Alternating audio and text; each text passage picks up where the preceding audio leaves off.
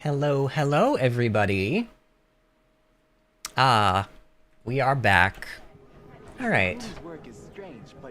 Hopefully everything is running smoothly. Hopefully everything sounds smooth and looks smooth. Whew, so here we are. This may very well be... Okay, it may very well be the final... Disney, you're here! I missed you so much. Welcome back. I'm really happy to have you here. So you got caught up on the final episode. Did you happen to watch anything from yesterday's DLC? To be entirely fair with you, you missed a little bit, but if you haven't watched it yet, you probably could still watch this part and not feel completely... Like, I'll do a TLDR in a little bit when we get some more people in here and get closer to actually, like, going into the... Because basically, I worked our way up to, like, a quest that's, like... Well, it's over here. And over here is simply, like, there's kind of a facility here in this area of the map I haven't uncovered. And it, Is this a new outfit? I don't think this is a... Maybe this outfit looks new because... So I'm not sure if it happens in the base game, but in this game I've noticed that, Aloy's, like, boots and stuff, they get, like, the clothes get covered in snow, and I think it might be a DLC area, like, exclusive sort of a thing. Hey Storm, welcome. So maybe that's why the outfit looks new to you, unless you are referring to my outfit, like IRL, but I'm not really wearing anything, like, super special. I guess I'm wearing, like, a button-up shirt I never wear, but you can't see it, so I'm assuming you're talking about Aloy. Either way, we're finishing up the DLC today. We basically did, I would say, like, a good... I don't even know if a halfway point is a good indicator. I would say we did, like, maybe, like, 3/4 of the story. Like, we got through a lot yesterday in a surprisingly short amount of time. So today we'll be going into this facility, and then that's pretty much what's going to lead us into the end of the DLC story. I don't know. I guess I can go do TLDR, because I feel like the other people that are going to be joining us, like Sean will probably at some point join us, and Angie, and they watched yesterday, so, you know, I don't need to really refresh them. But long story short, we got here to the cut. You know, it's probably good to do a refresher anyway. So we got here to the cut.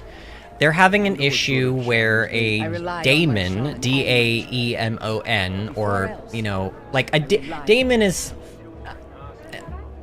I don't want to give too much away, but daemon is basically like an old-timey word for demon. So to us, it's a demon. To them, it's a daemon, or that's at least what they think it is. And it's causing issues. It's taking control over the machines in the area, much like the derangement, aka Hephaestus, and Hades. So there's that aspect. But we as Aloy, we kind of know... we kind of know what's going on. Like, at least we know that it's probably more machine-based, right? Because of what we already know based on other things we've explored about the world. We met up with a Banuk shaman named Ourea, and she's basically been communing with a spirit inside a facility, what she calls a spirit, which we pretty much know as, like, an AI. So there's a facility here, all right? We know it was called, like, Firebreak or something like that, Facility Firebreak, or that was the name of their project. We don't know what it was for. We know that it was supposed to help save the world from something or help people, but they haven't given us specifics. And essentially, the AI was speaking to Ourea for, like, many years, and then the daemon took over the spirit. The daemon, like, controlled the spirit, and then the spirit stopped talking to Ourea. And then... Ourea has spent the time since trying to commune with the spirit again, get in touch with it, help it, whatever she can do. And Aloy is like, well, I'll help you with that, but we need to be able to travel to that volcano area, aka I think it's called, like, Thunderhead. But the chieftain of the Banuk, Aratok, will not let anyone go there like by his law. And so in order to go there, Ourea said, well, you're gonna have to challenge the chieftain. The chieftain has to be challenged, and you're gonna have to basically become our new war chief, or our new chieftain, by challenging him. And so we did that, and we won. And also we found out in the process that Ourea is Aratok, the chieftain's sister, and he basically doesn't want Ourea to go there, but as the new chieftain, we have said, no, she is her own woman, and she is going there, and you are allowed to come too, but you have to answer to us. So at this point in the story, Aloy and Ourea and Aratok are set to go off on sort of a dangerous expedition into Thunderhead, I think it's called, and figure out what the daemon is. In the process, we recovered a frozen tall neck. We went and did the hunting grounds, or actually, we could technically do the third thing of the hunting grounds today, but maybe I'll leave that as like a final thing that we'll do, just as like a fun end of the stream thing, should we have time. And then I kind of went over the different like cool features and stuff that the DLC has, all of the new weapons, all of the new gear, which actually reminds me, I did want to go over to the vendor and spend some of our blue gleam, which is a new resource that we've been collecting by doing quests and such in this area. Where is the vendor? I think oh yeah, he's up here. And these new weapons and new armor are slightly more powerful versions. Like, for example, I took a look, and these armors, their counterparts in the base game, they have 3 sockets, just like in the base game. But in the base game, like, this style armor would only have 50 as its fire resistance. This one only would have 50 as its freeze resistance, and this one would have 20 as its stealth. So very slightly upgraded stats. Not huge, but, you know, nice enough. Also, there's a new weapon available. Oh, did we actually... Maybe we got a box with that. Hold on a minute. Let me check my inventory, because we might actually have a treasure... Oh my god, we have a lot of treasure boxes. Holy crap. The new Ourea Chieftain outfit box. Oh, that's a new outfit. Oh, and here's the ice rail. So we did get that new weapon. So we have another new weapon. Got some coils there. Oh my god, we have no room for any of this stuff. Oh my gosh. I really need to just, like, sell some things, especially since we are about to go off into an area and I'm, you know, not really going to be able to sell things. I mean, first and foremost, get out of here. Anything that is blue or worse quality, get out of here.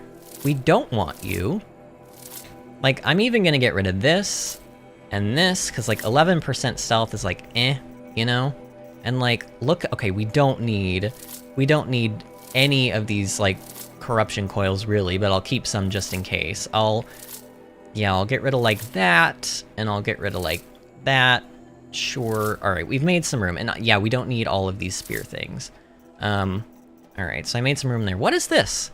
An imposing outfit made equally for ceremony and extreme survival. Provides help. Oh, so this is actually a beefed up version of this, we got an armor last time, and I think I might have actually sold it. I don't know why I sold it. But it gives us regeneration over time, but it was green quality, and so it had... I don't even think it had any sockets in it.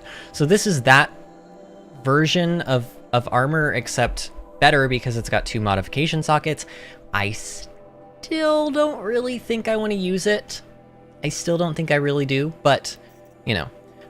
We also got this new weapon, which we did try out yesterday on the stream. It's basically just another way that... It's a way that you can do, like, a decent amount of damage, actually, while still providing elemental damage. And then this is basically the same version, except it doesn't do damage. This one just freezes, but it's got a lot of freeze.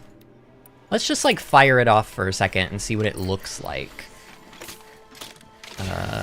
Oh, okay, so yeah, it's literally just, like, an ice thrower. That's kind of cool. So that is a way to, like, you know, apply freeze to enemies, but I like the weapons that we've been going with so far. Tripcaster. No, actually, I want that one, and I want the Tripcaster. And we'll put it back there. I don't know, they may make us use the new weapons, but I don't really want to right now. Now, what I do want to do, though, is since we do have the blue gleam to do it... Now, does this have more handling than the base bow? The base war bow, rather. Let me check. Base warbow, where are you? This. It might. That looks like it's got 2.5 bars of handling. What does the other one have?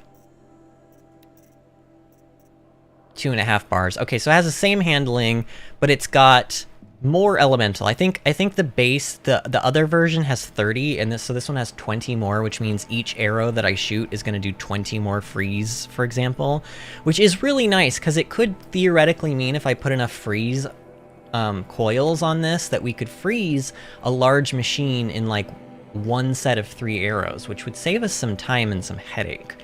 But here's the thing about the Banuk bows and the Banuk weapons. You have to fully draw the drawstring, or the bowstring. If you don't do it, it shoots out instead a weakened version, and the weakened version of whatever arrow you're shooting out actually does less damage, or less elemental damage, than even the previous, like, regular version of this bow. So, like, if I shoot off all, like if I pull the bowstring all the way and I shoot off all 3 freeze arrows with just using this bow with no coils or anything, it'll apply 150 freeze damage to an enemy. If I pull the drawstring back but I fire it just before it's like fully drawn, then each arrow will only do 20, which means it'll only do 60 instead of 150. So sort of a risk versus reward. You're basically saying, I know that I'm gonna have the time to fully pull the drawstring back, which is not always the case. In fact, with my firebow, you often will see me just try to like fire off an extra fire arrow like randomly. However, I do think that because you only really use the warbow to apply freeze and very quickly and at the beginning of a fight, sometimes even before an enemy has noticed you, I think that of all the things we can spend our blue gleam on right now, this is probably the most worthwhile. So I am going to buy it, and I am going to equip it, and I'm going to replace the Lodge Warbow, sadly, with that. Because as far as I know, the Lodge Warbow, here, let's actually go into that. Crafting, modify weapons. Let's take out all the coils, and let's just see what the Lodge Warbow is. Yeah, so see, the Lodge Warbow has 30 freeze instead of 50. So, you know, you can almost do like, you can do a lot more freeze with this in a shorter period of time, as long as you have the time to actually fully charge your shots, which I think I should. So let's go ahead and let's put as much freeze on this as we possibly can. We could put damage, but like, yeah, I mean, I just want to put the best freeze coils I can on this thing, to be honest.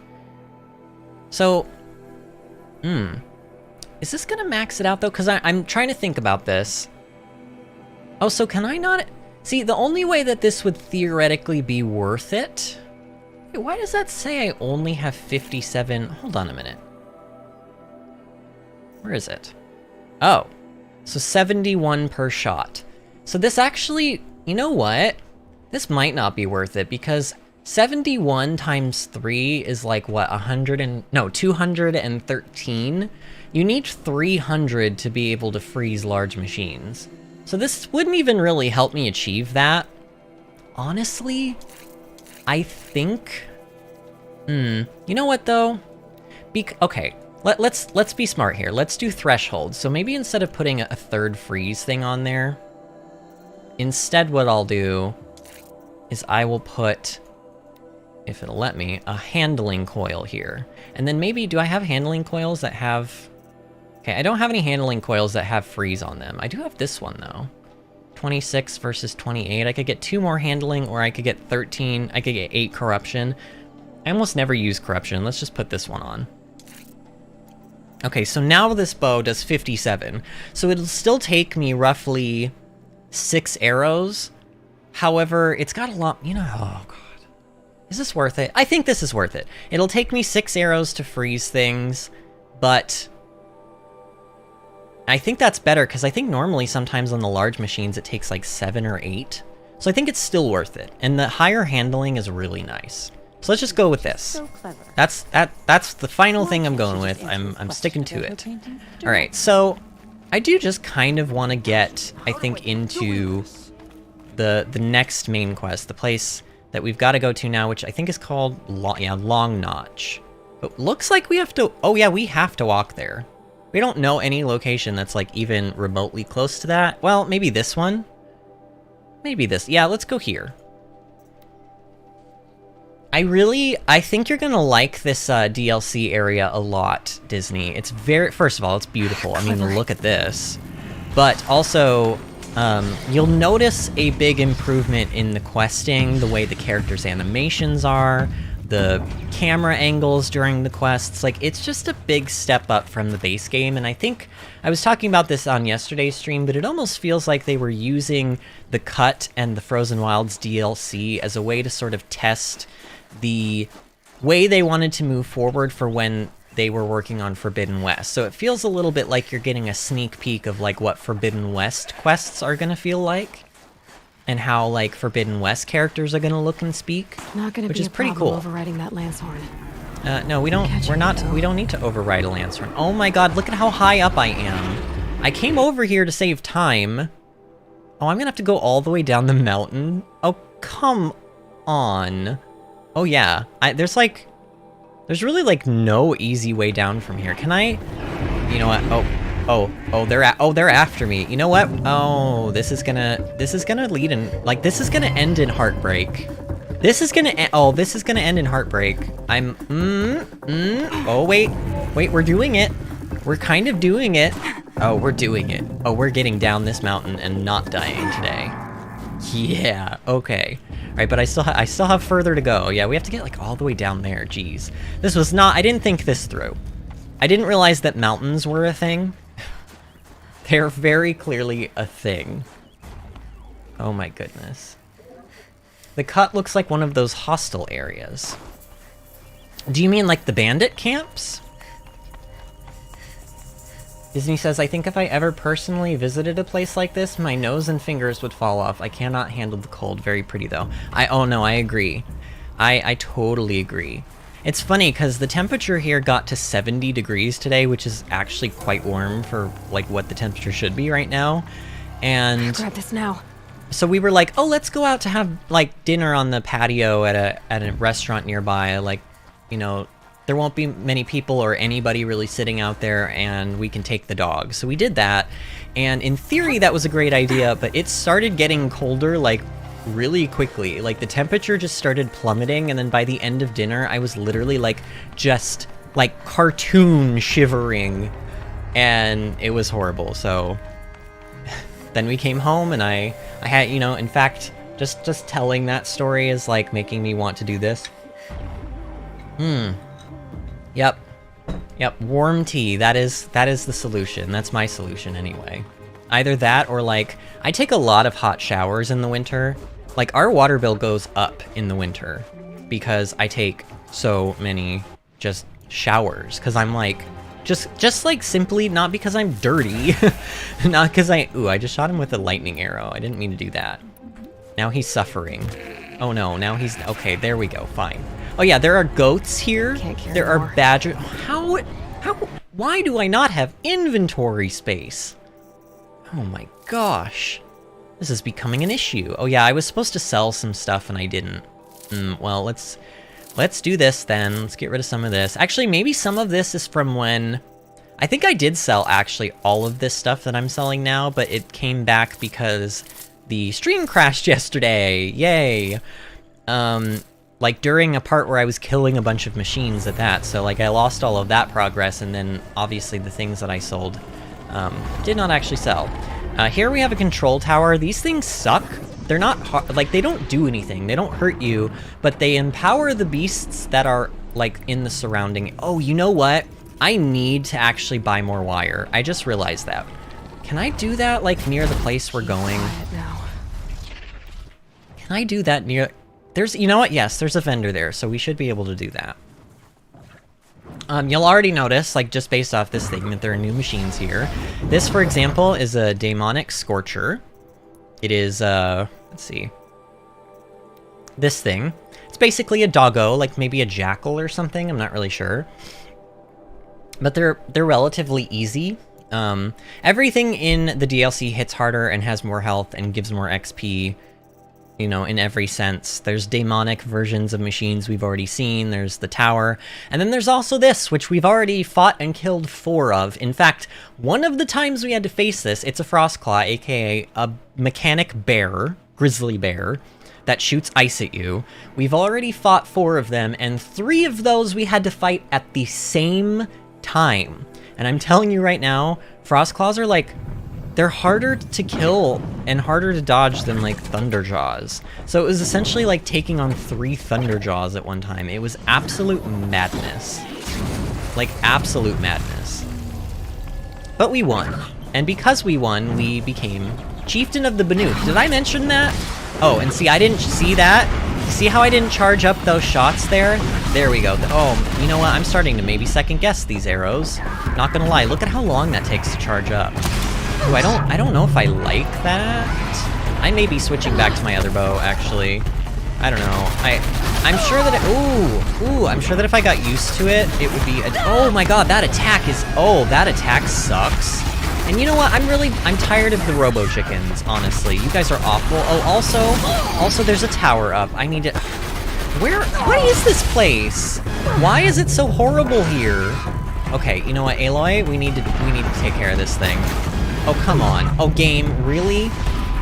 Really now? This is not very nice. This is not a nice place to be. Oh, stop that! Jeez, just die. My god, you guys are just, I hate everything here. I hate everything here. Alright, no Robo Chicken. No! I need to freeze. Okay, actually, here's what I'll do first. The Robo Chicken is on low health. Aloy! Aloy, are you kidding me? So she can't hear. She can't, like... That needs to die. Like yesterday. Okay, come on. Come on. I need to finish that. There we go. Okay. You need to, like, just get out of here. Ooh, stop it! Okay, so this thing is actually hitting, like, I love how I was like, oh yeah, the Scorchers are not that bad. And then here I am getting wrecked by it. Like, okay. You know what? We're not doing this bow anymore. I've decided, I'm making an executive decision. We're not doing it. I just remembered why I don't really partake.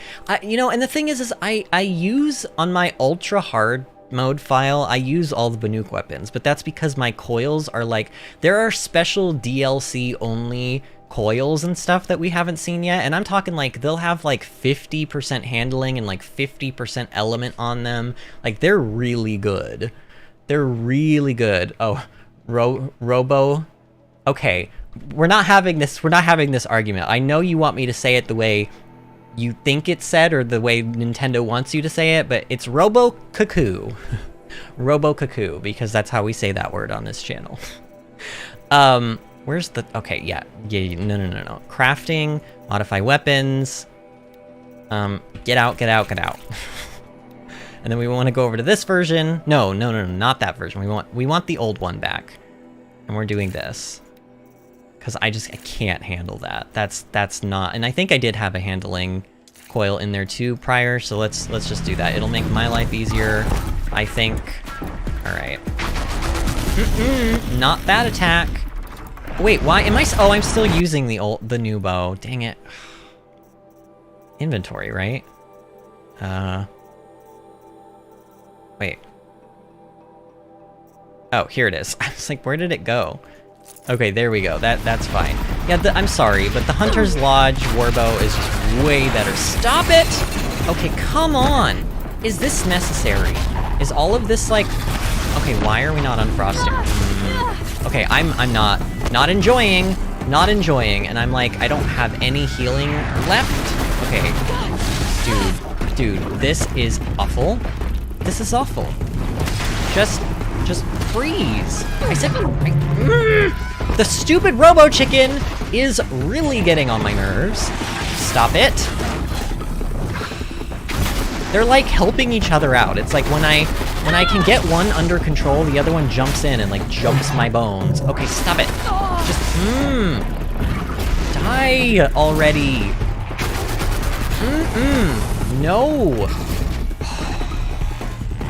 I hate this. Okay, you know what? Why am I not using slow time? I'm just like not playing well right now either. Okay, come on. You're gonna be set on fire again. I want you to burn to death, okay? You're gonna burn to death today. Man, I hate you. I hate you. You are probably my least favorite enemy in this game. You are. You just.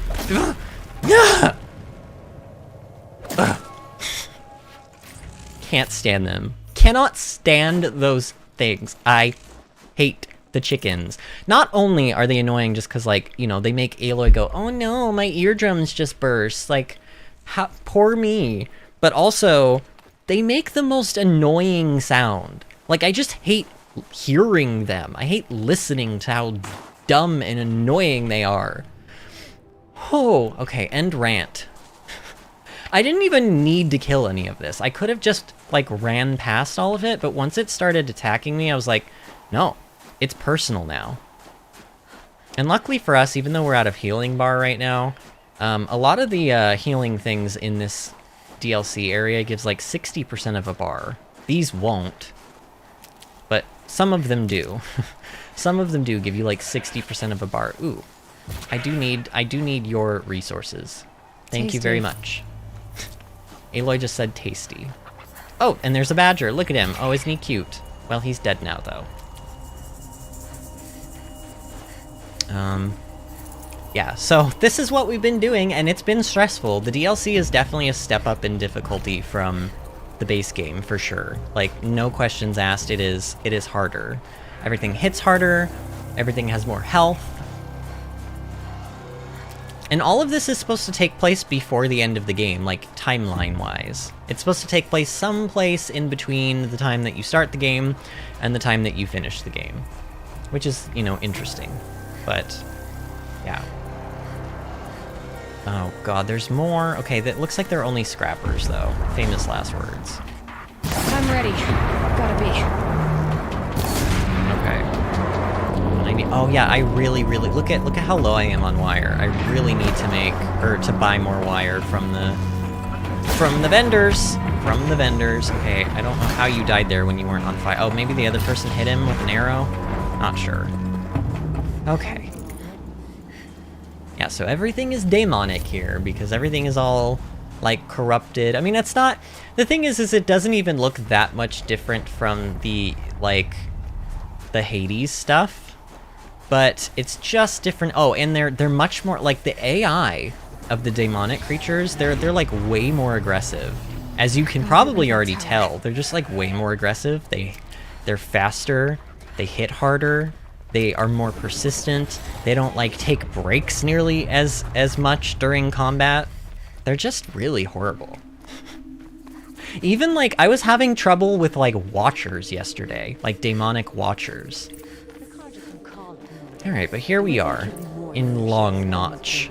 Alright, so there's a lot of side quests, but... And we may do some... If we have a lot of time left over after the main story is done, then we may come back here and do some side questing. I would be up for that. There's, like, some legitimately good side quests here. Alright, so... Get our free sample box, and then I need... Let's see, I need... wire. How much of this can I buy? How much do I... Wait, are you kidding me? Do I have to buy wire one at a time? Oh, you're kidding me. Okay, it does speed up though. I was like, wow, this is gonna take forever.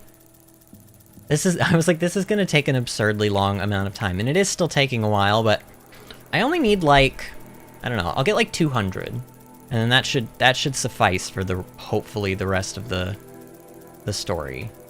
I don't know, famous last words there, but actually, well, I know that one of these boxes has wire in it, apparently, but I don't remember which, so we'll just leave that alone. No more music. Long Notch is well stocked, as you asked. Oh, here we go. All right, so this is Aratok right here. This guy. Three more hunters And Ourea, I don't know where Ourea is. She's like nowhere to be seen. All right. But our purpose was to take back the mountain. Now what? Stay prepared. Sharpen your spears. Should we not return, defending the cut falls to you. If our chieftain agrees with this course, Sounds like good advice, but let's hope it doesn't come to that. Yeah, we're Chieftain? coming back alive. The weight of command is no small burden. I can see that. Alright, let's ask him about him and Ourea. I take it you haven't spoken to Ourea yet? Why should I? This is what she wanted. To return to Thunder's drum. Thunder's Drum, that's what it's Is her called. only care. Not Thunderhead. So I should have known she would find a way to push aside my spear. After the Karja took my sister, not all of her came back. Yeah, so one other thing that we learned about Ourea, and by the way, I hope you learned to love Ourea. Okay, maybe I have another side story to tell, but I'll wait. But one thing you'll learn about Ourea too is that she was taken by the Karja back when the Mad Sun King was in reign, and she was basically captive for like 4 years, I think they said, and she just got back to the cut like a year ago, and then she spent this entire time trying to get the spirit to talk to her again. Well, what happened to her while she was held captive? What happened to Ourea when she was a captive of the Karja? As a shaman, she's adept with machines. Tracking them, stunning them. The Karja used her to capture them for the Sun Ring, where they were unleashed upon the innocent. They made her part of their blood sport. The shame she suffered beneath their pitiless sun. She survived. She endured. Endured by reminding herself of the spirit, her purpose. And now that's all she has. Disney says, I do love their clothes. Nice mix of furs and machine hides. Yeah, I do too. And wait until you see Ourea. Her design is really cool. I love her outfit. And also, one thing that we have learned, another thing, we've been asking the Banuk shaman in the area about Silens, because turns out Silens used to be a Banuk shaman. That's why he has all of the blue tubes in his skin. You'll see, Ourea has them too. And it's presumably because they commune with machines, so they probably feel like the same kind of fluid that is running through the machines. Like, first of all, I don't know how that does not seem healthy at all to do that to yourself, but it is what it is. I don't know. Nobody said that they were like completely like in their right state of minds, you know what I mean? But you still like them. And like what I was gonna say is I hope you learn to love Ourea, because she's such a cool character and she has a lot of depth to her. And you know, I'll just say this now. I was on Reddit earlier. I got there because I was looking for, like, I wanted to get Ourea for my thumbnail for today, and so I got led to like a Reddit article, and apparently people, and I mean like a small vocal minority of people on some YouTube videos and stuff, like, are complaining that they don't like Ourea. And I'm like, you're insane. And you'll see what I mean. I mean, make up your mind for yourself, but I love her. I think her voice actress is incredible. I think she's got so much emotion and depth to her, and she seems like a genuine person. Like, you'll see. All right, what happened? Oh, we already asked what happened to her. Okay, let's ask about the first expedition. Tell me what happened to the first expedition. Ourea led the way to the summit, but it was blocked by a great door. Some kind of cauldron, new metal. We tried to break through, but it was unflinching. We were exhausted, no way forward and machines behind. I made the call to push back. It cost us greatly. But to remain would have cost us everything. I had hoped to never subject Ourea to that again. Yeah, so he's been trying to keep Ourea from... He basically banned her from going back to Thunder's Drum. And Ourea was like, I need to go back to Thunder's Drum because that's where all the answers lie, but my brother has forbid it, so you need to, you know, challenge him as war chief and take his position and then demand that I be allowed to go, and we go to Thunder's Drum. And that's exactly what we did. And so he's not very happy about it, because essentially we are putting his sister in danger, but it's her choice, you know? She wants to go. She's her own person, you know? If she wants to go, he shouldn't be keeping her from that. She has what she thinks is a destiny to fulfill, and if this is, especially if, like he just said, the spirit was like all that's been allowing her to endure. So if the spirit is that important to her, then let her follow her dreams. Let her do what she feels like she needs to do. And so their relationship has been a little bit rocky, you know, recently. What is past the door? What do you think is beyond that door? I do not know. That expanse of metal, that dead hum. Nothing sacred belongs there. Machines and death. That's what the mountain holds. Death for us or for the daemon. And if we do find the spirit? Then perhaps we should put it out of its misery. Okay, so the spirit is suffering and he thinks maybe we should put it out of its misery. I think we could do better than that, I think. For what it's worth, I'm glad you're coming with me. Someone has to keep Ourea safe. True. So you mentioned, you said it's just body modifications, like some more extreme piercings. I do agree with that, but I question whether or not, because the thing is it looks like there's fluid, like blue machine fluid, inside the tubes. So, but I don't know how they would constantly keep, like, first of all, how do you, like, I imagine the fluid is not actually directly running into their body or their veins, you know what I mean? Because otherwise, if A, it wouldn't stay blue, it would also be mixed with blood, and then that would cycle through, and that just doesn't make any sense. So I think you're right. I think they just take the wires filled maybe with the liquid, and they kind of like pierce them into their own skin, but it's not actually like, you know, because otherwise I feel like if you just had machine fluid running through you, you would either die or you probably definitely go crazy, you know what I mean? But yeah, it's like this kind of stuff. It's like the same kind of stuff that these are made out of, these like lanterns. They're really cool, by the way. I said yesterday that I really want like somebody to like craft one of these, like a glass blower, you know, and like somehow figure out a way to make it light up like this. It'd be so cool. I would so buy one of those. That'd be awesome. I don't know. I like the way they look. They're super pretty. But yeah, the cut is a very, it's definitely a wilderness. It's not a friendly place. Everyone here is very hard and cold, and for a reason, you know, it's all about survival in this place.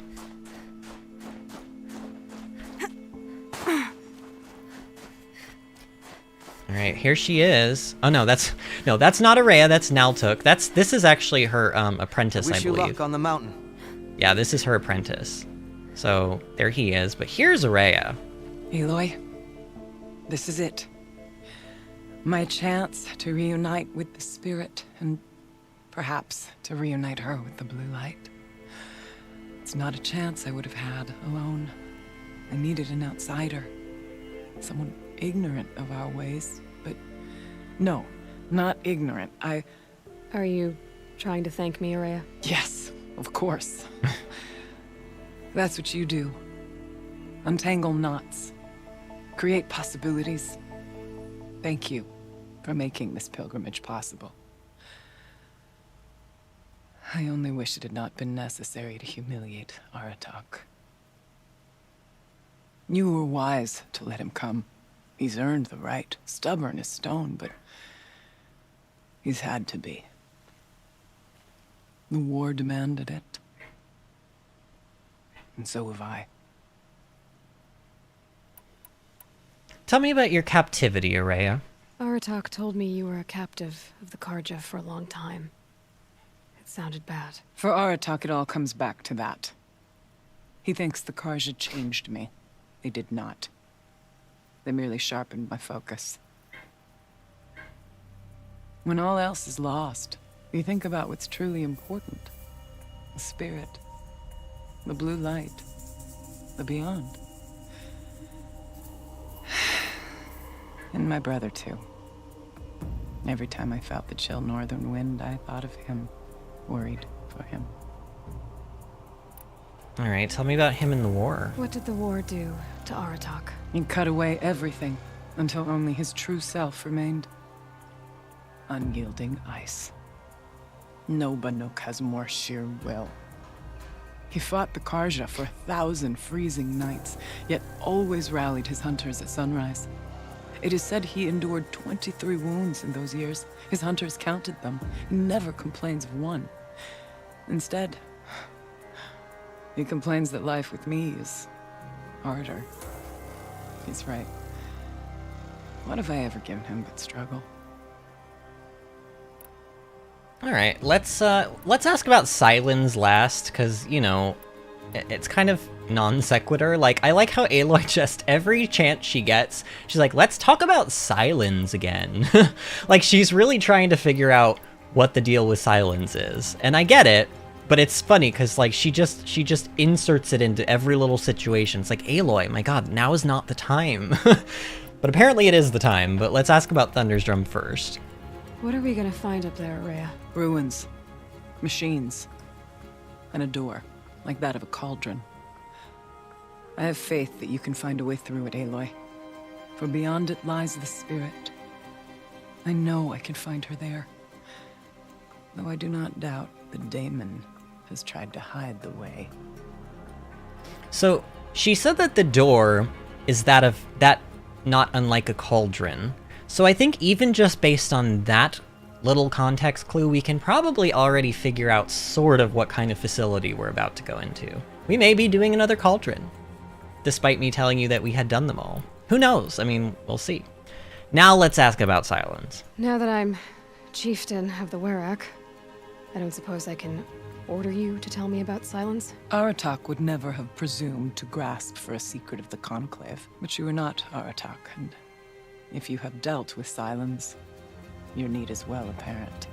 Silence came to Ban-Ur from the distant north, a young shaman of the Owl's Watch.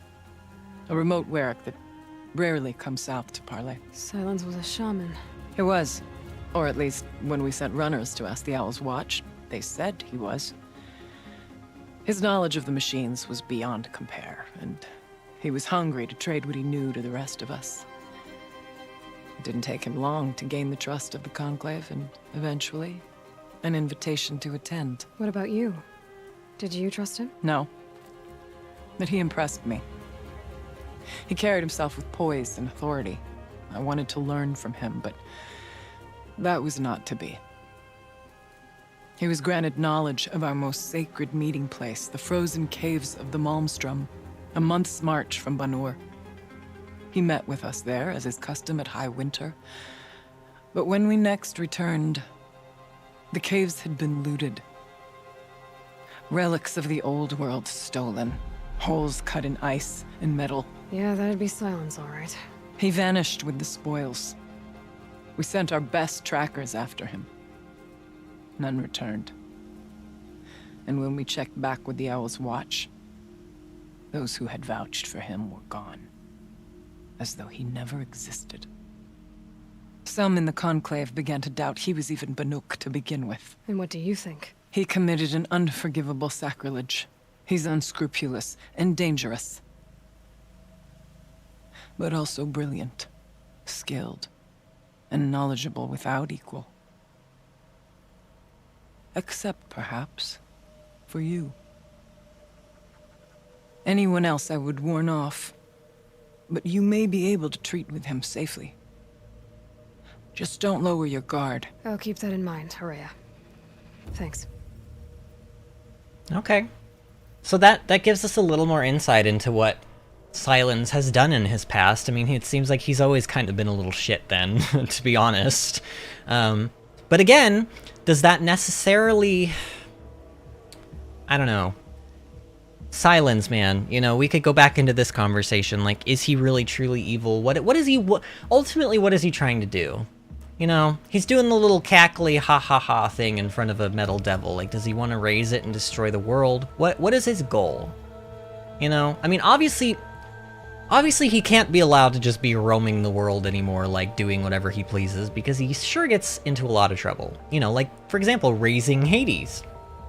You know, if it weren't for Silence, Hades might not have been helped. I mean, somebody probably would have done it eventually, but the fact that it's Silence and the fact that he is such a brilliant mind, like a thirsty mind, you know, hungry for knowledge, is, like, pretty dangerous. So I think we could probably safely say that he's likely a bad guy, but I don't know. It really just honestly kind of depends on how the writer, like what direction the writers want to take him. I guess we'll find out maybe soon in Forbidden West.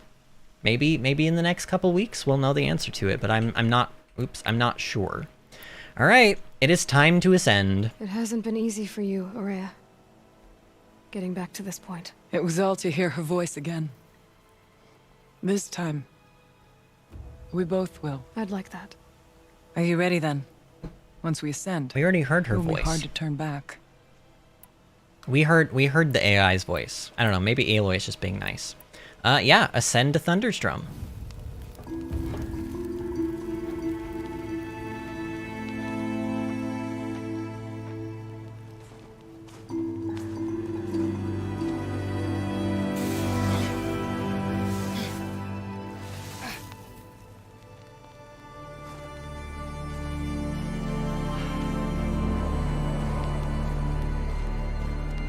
Finally, we ascend. How? I don't see a way up. Not up. Through. No, brother!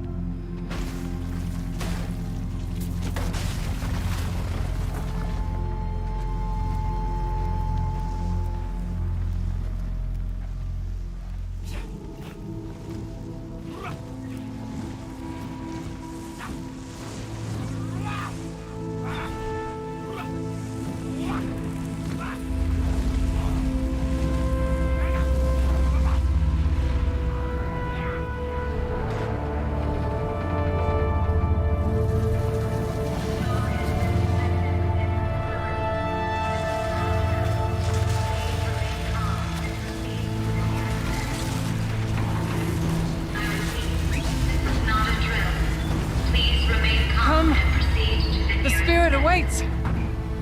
That's not all that awaits. Smoke has been detected within the facility. This is not a drill. Please remain calm and proceed to the nearest exit. I repeat, this is not a drill. So you see, Please remain I calm too can and call upon the proceed to power of the old nearest ones. exit. Well, yeah, even Aloy's like, not really, but you know. Although I am interested in how they did that. It looks like The spirit once told me that this all used to be part of its domain. A fortress that defended humankind from a terrible danger. Okay, and that much we Fortress. did figure out. It looks more like a machine. We did figure that out not that this place fitting? was used for Blue protecting light often dwells humans in machines. somehow.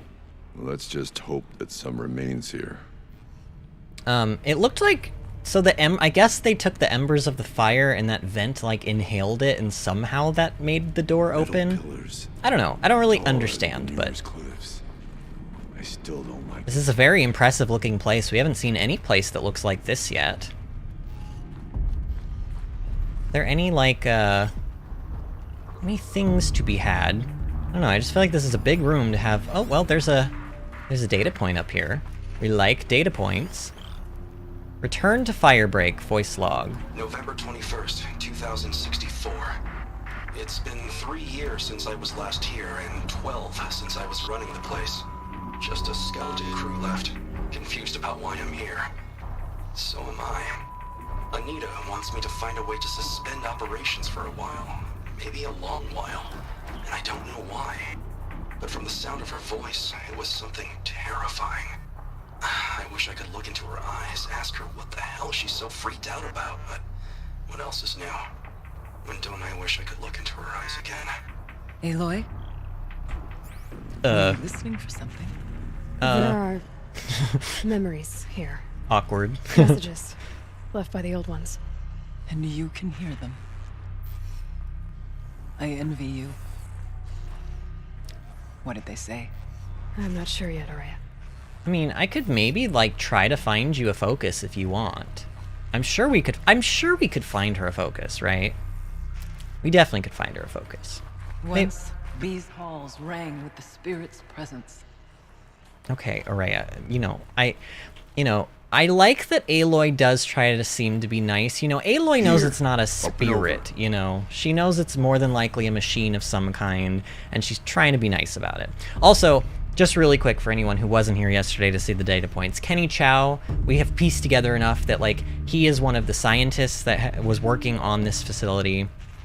He had a crush on Anita, the woman he was talking about, who was also one of the people working on the facility. She might have even been the head of the people working on the facility. I'm not really sure, but yeah.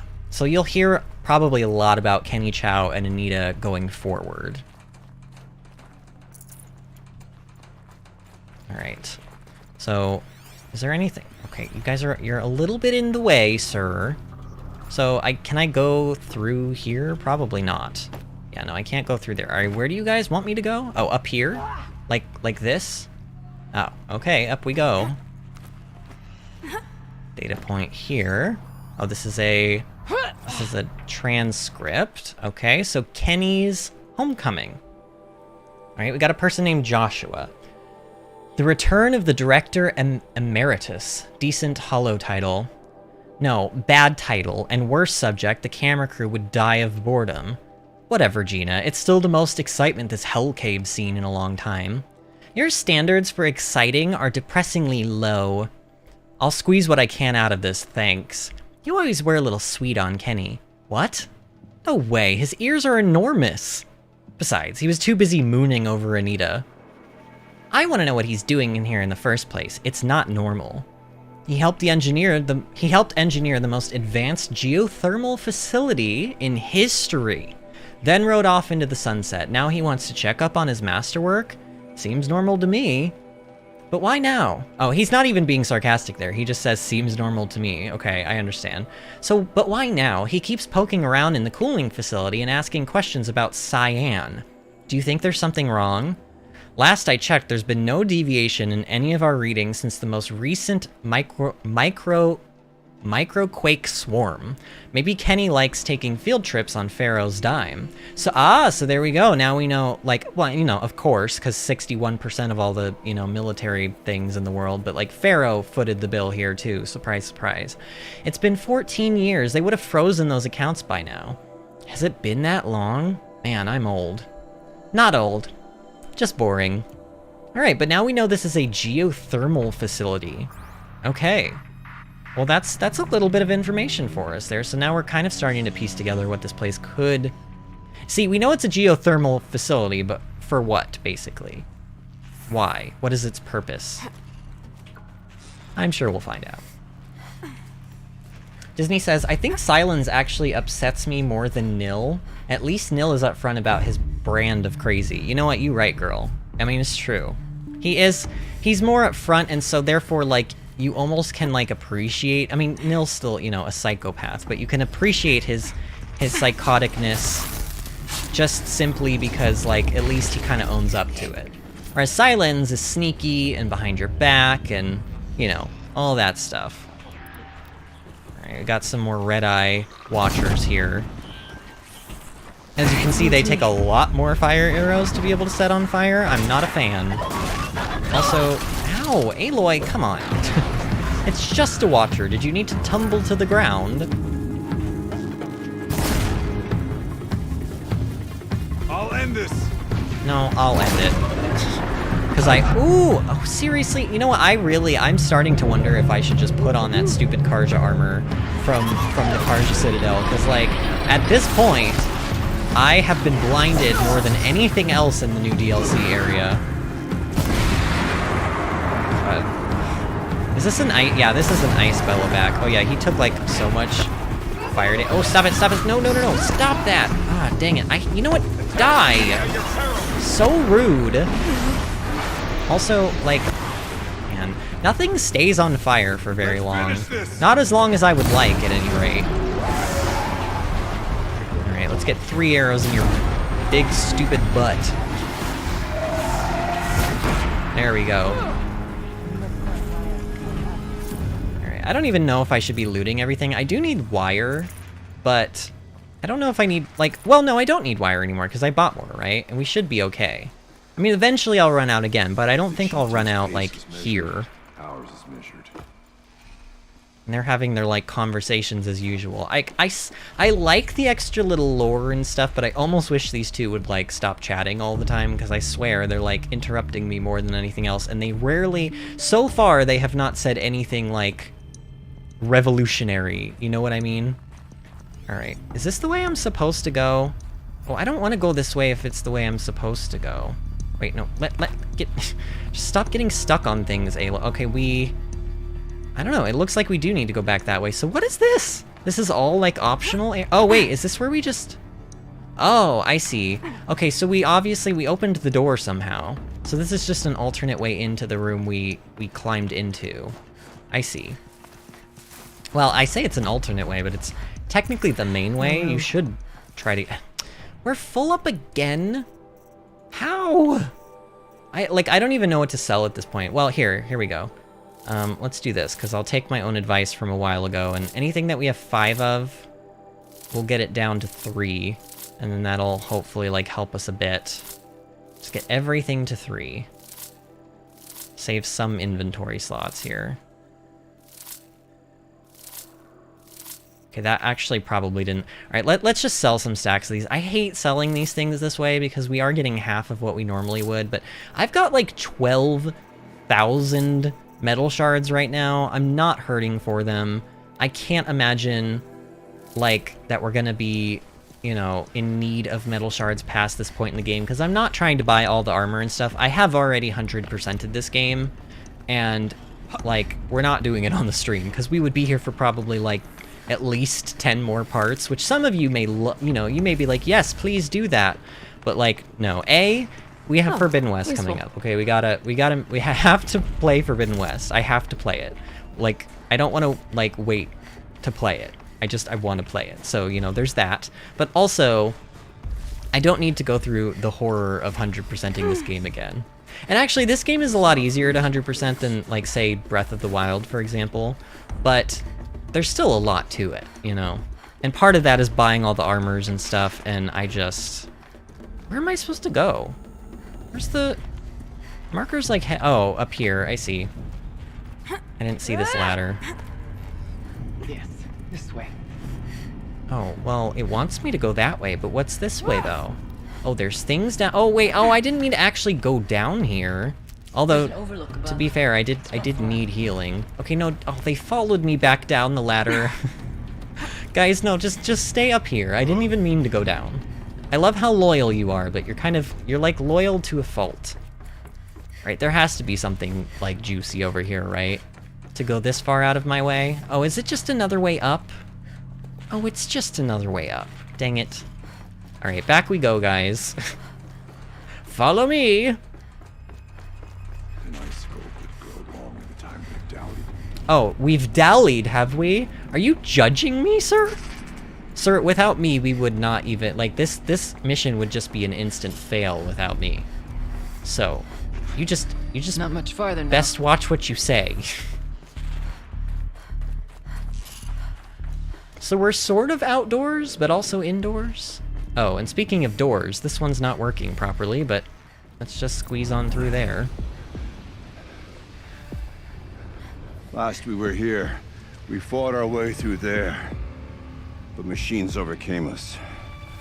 We retreated. Oh good, I see a dropping behemoth. supplies A demonic behemoth. taking losses. Now we must prevail, with only 2 warriors and a shaman to protect. Aloy is no ordinary warrior. And I can hold my own.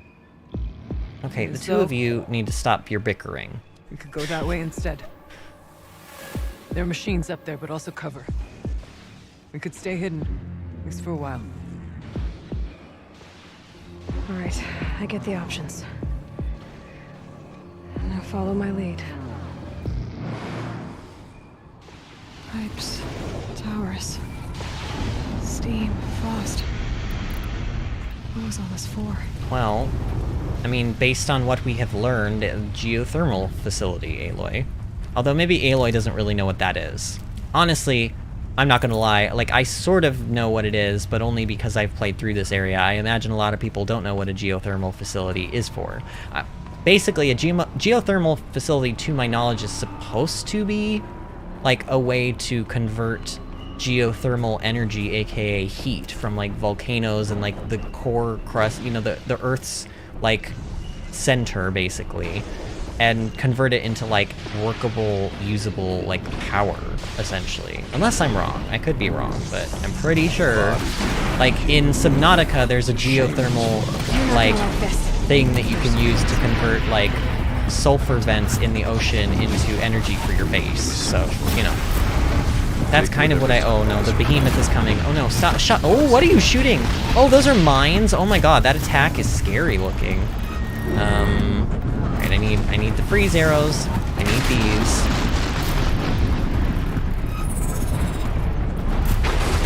No! Ooh, how did I miss that? Oh, that was a good dodge. Okay, come on, Aloy, we need to do this. Oh, ow! Ow! I didn't really need to blow myself up with that, but... Okay, so the behemoth is almost frozen. Oh no!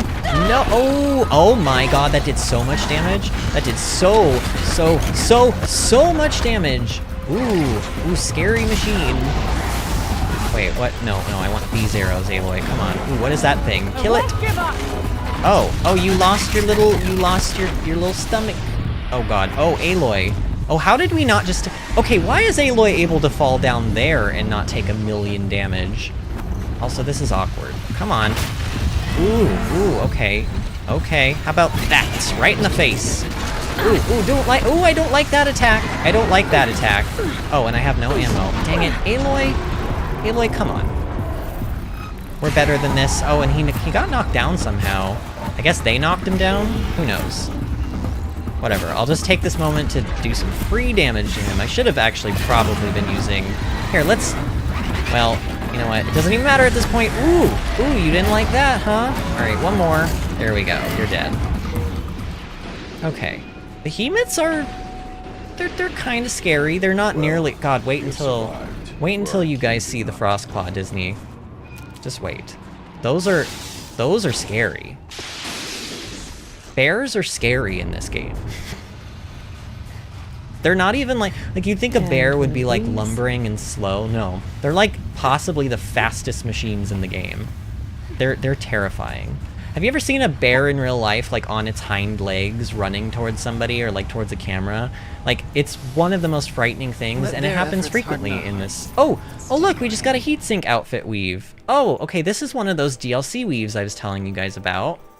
Where is it? It's this one. So, it's got 34% fire resist and 20% ranged resist on it, which is pretty good, actually. So we're wearing this. This has 30% fire, 9% ranged, and 11% shock. So still, I mean, honestly, this is like probably, this is a randomly rolled fire weave that I got, and it's like closer to the higher end of what you can get. So we got pretty lucky there. Do I want to trade shock resist away for more ranged resist? And more fire resist? You know what? Let's do it. Let's use our new outfit weave. Okay. Plus, I know there are machines coming up that are going to do fire damage to us, and like we're really, really going to want the resistance to that, if possible. To the point where I almost considered buying that fire resistance armor that we saw at the vendor earlier, just because of how much, like, trust me, a very scary machine is coming that deals fire damage, and it would be nice, theoretically, to have some fire resistance. But we do have some, so, you know, we've got 15 on our armor base, and then we've got now 34% more than that, so. Alright, got another audio file here. Geothermal suspension. Suspending the geothermal pipeline is the easy... With vibrations underfoot. Are they tapping into Wait, did you guys just... Did you just, like, interrupt the file? Come on. Suspending the geothermal pipeline is the easy part. Making sure it can come back online without degradation is harder. It would help if Anita had told me how long it needs to be out. Years? Decades? What will that do to the count? So Kenny, it seems like Anita may actually be the lead of the team, and Kenny is just like working on the project with her, and so he doesn't even know apparently how long the machine needed to be able to be out, and also still. Oh no! Is this what I think it is? Yes, it. Oh no, it isn't. Okay, well here you go. Here's a frost claw. I'll just show it in the notebook too, so you can see it here. I probably already did, but yeah, there you go. And here he is in action, and I'm terrified of him. But luckily, he is weak to fire, which we love using. We love our good old fire arrows. No! Oh, and I hate that attack, but you missed me, sir. You missed me. Well played. Alright, you're on fire. You're not happy about... No, I don't like that. I don't... Get off your hind legs, Scary Bear. Scary Bear! Oh, no. No, I don't like that attack. Stop walking around like a human being. You're supposed to be a bear. Did Gaia not tell you what you were supposed to be? Because I think you're a little confused. Alright. Ooh, yeah. Oh, you're taking a lot of damage. Okay, one more hit. Oh, not one more hit. Ooh, go. Aloy, critical hit. Oh, come on. Just beat him to death. Oh, this is such a dumb idea. Oh, this is a dumb idea. Get away, Aloy. Ooh. Okay, you know what? Whatever. Just die. Wait, no, how are you? I don't like the swipey attack. The swipey attack, it frightens me. It very, very much frightens me. So yeah, there you go, Frostclaw.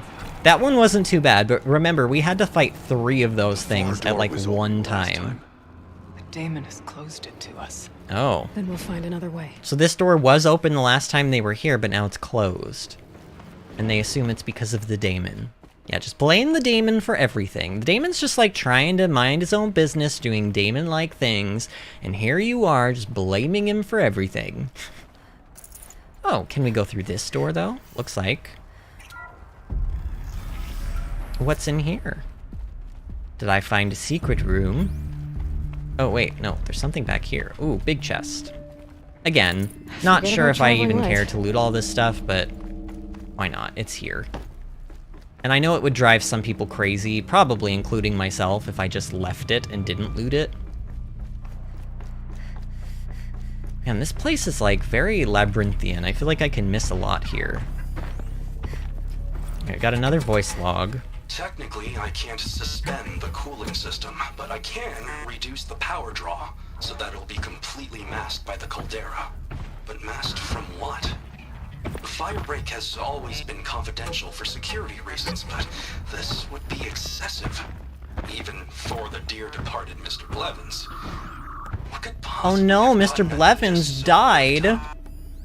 Oh no, so Mr. Blevins, in the last episode we heard some audio files where basically Mr. Blevins was like, he was overseeing a lot in like a certain sector of the facility, and all of his employees were talking shit about him via like email and stuff behind his back, to the point where he probably found out about it, and then the head of the department had to be like, okay, no, I don't need to hear this again. Stop. No, stop it. To the point where the head of that department had to send out emails to everybody being like, now, Mr. Blevins, you know, we need to stop this like childish nonsense because he's he's very valuable to our team and yada yada. And then at the bottom of it, he CC'd, like extended the email and like put a separate message out to one specific person. I think it might have been Anita. And then he said something like snarky about Blevins in that same CC. So it was really funny. The guy that was like, okay, now we have to treat Mr. Blevins with respect, he like turns around and then he starts talking shit about Mr. Blevins. But oh no! Mr. Blevins is dead! What happened to Mr. Blevins? Also, the more I say Mr. Blevins, the less Mr. Blevins feels like it's a real word. Oh, hello. Hello, Robo-Chicken. Have you heard the word of Aloy? Well, you're about to. Oh no, don't jump up there yet. We're not ready. Actually, let's freeze this one. Normally, I let these things go with just fire, but you're gonna die. A horrible, horrendous death, sir. Get ready. Here it comes. Here it comes. Yeah, you like that, Robo-Chicken? Uh-oh. There's lots of things happening. Am I even supposed to be out here yet? Like, I feel like I should have maybe gone the other way. Ooh, oh, it's a stalker. Oh no. Demonic stalkers? That's a scary thought. Oh no, wait. Yep, there we go, die. Is there another one? I feel like there was another one. Yeah, there's definitely something over there at any rate. Oh! Oh, you came out of nowhere. Oh, that was rude. Well, I'll show you. Teach you to mess with me. What is shooting at? Oh, it's another stalker. We tripped Of course it is. We tripped a mine, brace yourselves. Or I could just ignore it because it's not anywhere near me right now. Oh, nice. Even their attacks do, like, triple damage when they're frozen. That's good to know. Oh, there's another scrapper. Oh, just get out of here, sir. Nobody invited you to our party. This is our party. It's not your birthday. No! Ow. Okay, wow, you just tripped me. You just straight up, like, tripped me. Okay, come on. Die, and die. Actually, Ourea and Aratak do, like, kind of a decent amount of damage. I mean, not a ton, but, like, enough to be noticeable. Are there more? Oh my god. Is this like a gauntlet? Why are there just an infinite amount of machines coming out right now? It's getting a little bit ridiculous. Oh, you guys are freezing enemies. Maybe I should be freezing enemies too. But honestly, fire is like... Well, I won't say it's more fun. Like, the freeze is really fun. It's fun doing insane damage numbers to enemies. But, I don't know. Save these for the trail. Okay, that does seem to be everything now, though. At least we can breathe for a moment. Am I even supposed to be in this room? It still wants me to go back, but, like, we're clearly in, like, a different... Is this the upstairs area to the place we were? Like, weren't we down there? Yeah, we were down there, like, a minute ago, I thought. And I see that mine. Wait, really? Can you not, like, set off the mines? That's dumb. What is this? Am I not supposed to be here yet? I don't know. I'm just gonna explore. Because there could be secrets over here. Yeah, the mines are so... They're such little weenies, those mines. They're like the tiniest little mines ever. Running through those massive pipes. But why? Chill water. Okay, so they have chill water running through these pipes. That's cool. Also, I like that sort of explains where we get chill water from. Like, we're using a fluid that was used by the ancient civilization, like, in our new current, like, weapons and technology, which is cool. Incident report 363-7. Incident report firebreak project type property damage and personal injury. So this happened on November 4th, 2063, which is about, I think, 3 years before the end of the world. I don't even think the Pharaoh Plague had hit at this point. Time of incident 411. Report Jorgen Holm, I think is probably how you're supposed to say that. As officer incident reporter for the Firebreak project, it is with great concern that I report of an incident at our facility. Incident began from a swarm of 35 seismic events beginning on 3rd and 4th November. Around 9.6 kilometers, 6 miles, northwest of Mammoth, Wisconsin. Included were 4 in the magnitude 2 range, with the largest magnitude 2.4 at 4:09 in the 4th November. Holographic modeling shows most quakes originating at Hebgen Lake fault zone. Don't know how to say it. I don't know. As the project's senior geoscientist, I advise this number and magnitude in the seismic events is a normal outcome from fluid movement through the caldera's silicic magma reserve, as well as changes of pressure coming in interactions between magma and super-cooled fluid. However, one can never be too careful in such an unstable environment shown further in this report. The incident began when I was wakened from a loud crash in the canteen. Fortunately, I did not have to rouse the official canteen monitor, since I am that self-same person. Even while acting in my formal office, I was alarmed and feared the worst. Inspection of the zone showed the tragic loss of 15 milliliter bottle of nail liqueur in deep crimson shattered on the canteen floor. Liqueur also splashed on the surroundings at an area of oh my god, this guy is like writing everything down in this report, like even like how far the nail polish on the desk splashed around. I'm assuming this is a guy. I don't know, Jorgen could be a girl or a woman, or I don't know. One chair was tipped over on its side, but happily I had the mechanical knowledge to right it without further incident. Okay, they're taking a little bit of the sarcastic piss here. Oh, and it's Wyoming, not Wisconsin. Okay, good to know. They're taking a little bit of a sarcastic stance. I understand. I understand now, okay? Because there's no way one chair was tipped over on its side, but happily I had the mechanical knowledge to right it without further incident, aka I picked it up and put it on back the right way. Like, that's all he had to do. The bottle of nail liqueur is irreparable. Moreover, the canteen monitor suffered a cut to the left hand when picking up broken glass. This was treated by the site first aider, me, with supervision of the fire marshal, also me, but could still get infected. And hey, Sean, welcome. Oh yeah, you did miss some, but don't worry, Sean, basically all you've missed so far is we got into the facility. It's called Firebreak, which we already knew, and it seems like we have learned that it's a geothermal facility, and it has cooling, like chill water cooling in the pipes, but we don't know exactly what they were using it for yet. And right now I'm reading an incident report done by a very sarcastic person. Gina Bruno is identified as the owner of the bottle of nail liqueur. In my capacity as staff psychological observer, he's just everything, isn't he? I conclude that she has accepted the loss of her personal item in a good fashion, but further evaluation may be necessary. We will keep the remote site supervisor informed of the developments in such a case. Let me guess, the remote site supervisor is also you? Please find following this report my salary increase request for the coming calendar year. Are you sending the salary increase request to yourself because you're also the person that would increase your salary? I don't know. That's my guess.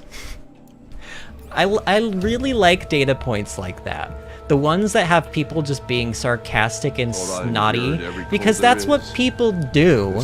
They take the piss and they're sarcastic, and that would happen in real life, and you often don't see video game writers writing stuff like that in games. Like, I just think the writing is so clever in this game. I enjoy it. It's fun to read these, you know, these data points. Just good job. Just good job, game writers. You did it. You did what many game writers fail to do nowadays. And actually write a good story that keeps people... Oh, is it lacquer? And I'm saying... Oh yeah, I'm saying like liqueur almost... Okay, yeah, I kept saying liqueur, which is actually like more of like the alcoholic, you know, liqueur, but it's lacquer, isn't it? Is it lacquer like how I'm saying it now? I bet you it is. It's gotta be, because otherwise I feel like you would not have typed that in that way. Did I write it? Why? Are you trying to insinuate that I'm sarcastic? I don't know. I don't know what you're trying to insinuate, but I don't like the connotations of it. I'm very offended. Oh, was I supposed to jump up? Wait. Oh, so now the marker's pointing me in like this direction. Oh no, are we going the right way? We don't want to go the right way. Okay, hold on a minute. Wait. I'm getting completionist's anxiety. Back we go. So much of anything in this. Yeah, Aloy, you're cold. Well, guess what?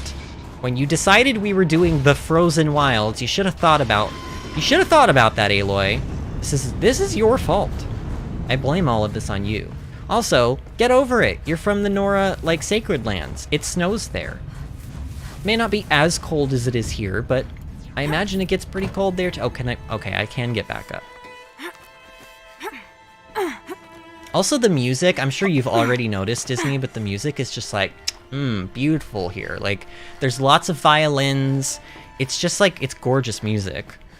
I haven't listened to this soundtrack in full, but I'm almost wondering if I maybe should, like, figure out if I can buy it somewhere and just, like, take an afternoon and just listen to it, because it's got a lot of good stuff. You know what I mean? Like definitely a soundtrack you could probably listen to while you're, like, doing homework or something. Not that 32-year-old me does homework, but, oh. This projector? Oh. Maybe to show wait, holograms back we go.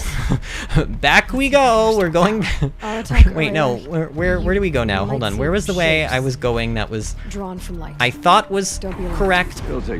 First I thought it was incorrect, and now then I thought it was correct, and now I realized it was incorrect again, and now I just want to take everything back. Oh, it was this way, right? I think? Yeah. Man, I hope... Like, what is this place? Why is it so big? And why are there so many different ways that I can go? I don't know. I want to figure out what the deal with this is, because I know for a fact what we just saw, the like cauldron looking door, that's where we're supposed to go. I'm telling you, that's where we're supposed to go. Hey Angie, nice to see you. The gang's all here. Actually, I don't know who's in chat anymore, but Disney's here today. Storm was here. Patrick, Disney, Storm has not been here for like the same amount of days, or possibly even more than you have. Like, he hasn't been here the last couple days either. I'm worried. I hope Patrick is not dead. Because, like, you know, I explained this yesterday. Like, obviously I don't expect everyone to stick around. And sometimes people just, like, you know, they watch a streamer until they get bored of them and then they don't watch them anymore. But, like, Patrick was here every stream.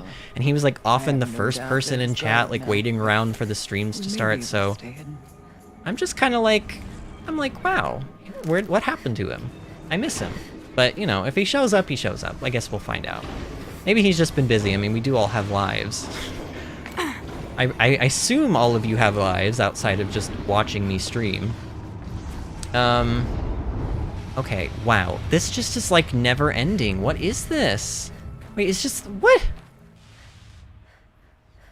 What's happening here? What is happening in this place? Do I even want to be here? Is this like back to the beginning or something? What is this? Oh no. Wait, how did I manage this? What? So wait, we just basically went in a big circle? Because I'm pretty sure we came up this way before, no? Oh yeah, because this is the door that was... I was like, speaking of doors, this one is not working properly, and then we went through it. Oh yeah, and then this is where... Oh, we went in a big circle.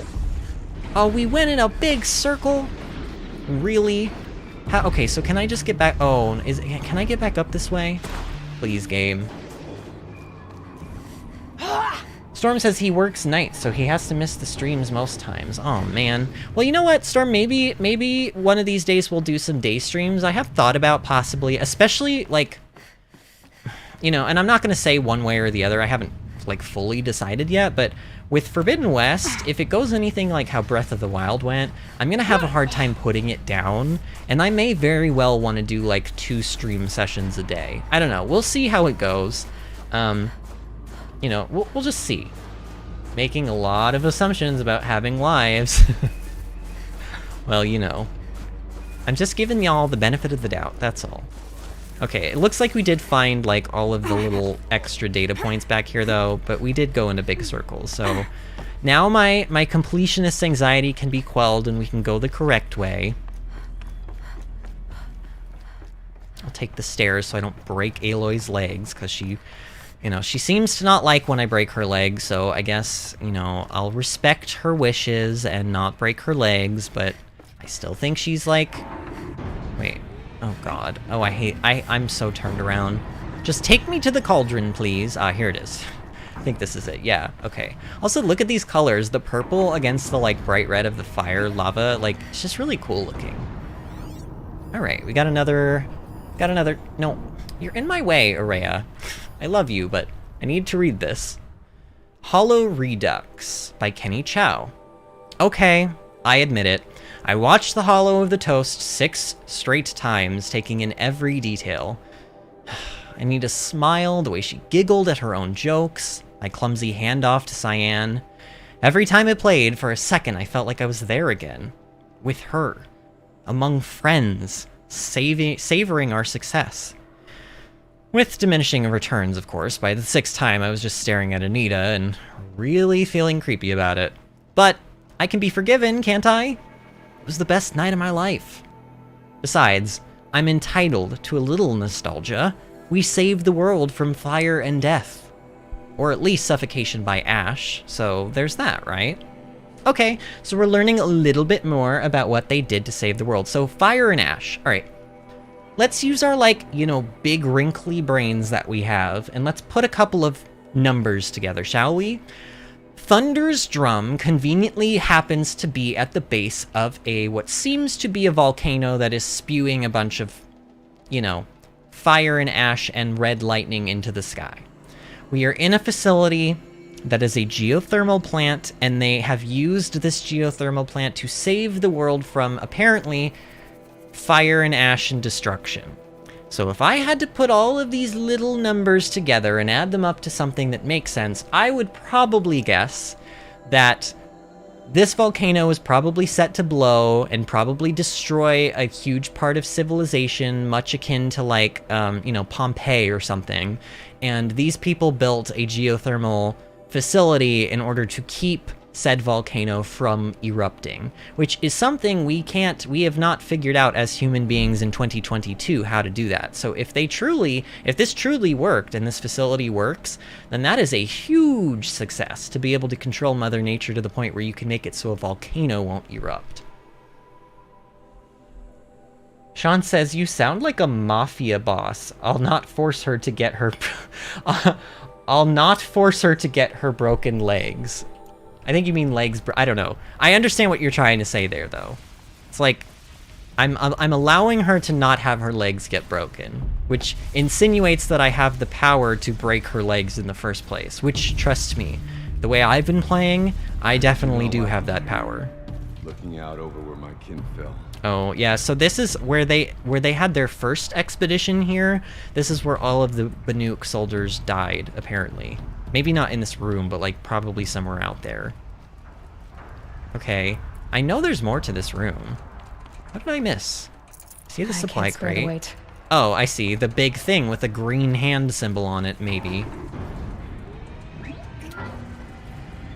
Thank you for being here, everyone. I suppose it's not every day you get to have cocktails inside an active volcano, right? Unless you're George, and I can hardly blame him for drinking on the job.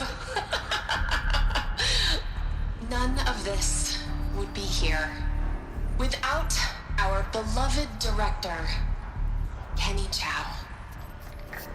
So, here's to you, Kenny. You put a cork in the Yellowstone caldera.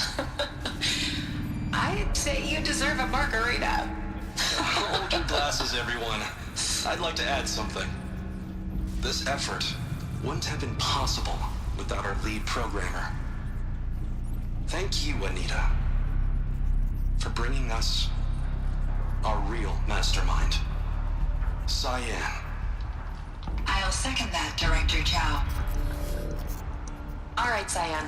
What's our latest number? The current count is 1,654. Wow, then drink up, everyone. Here's to 1,654 more years without an eruption.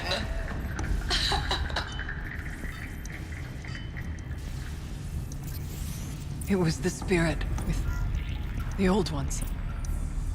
I could only grasp some of what they said. You were right, Ourea.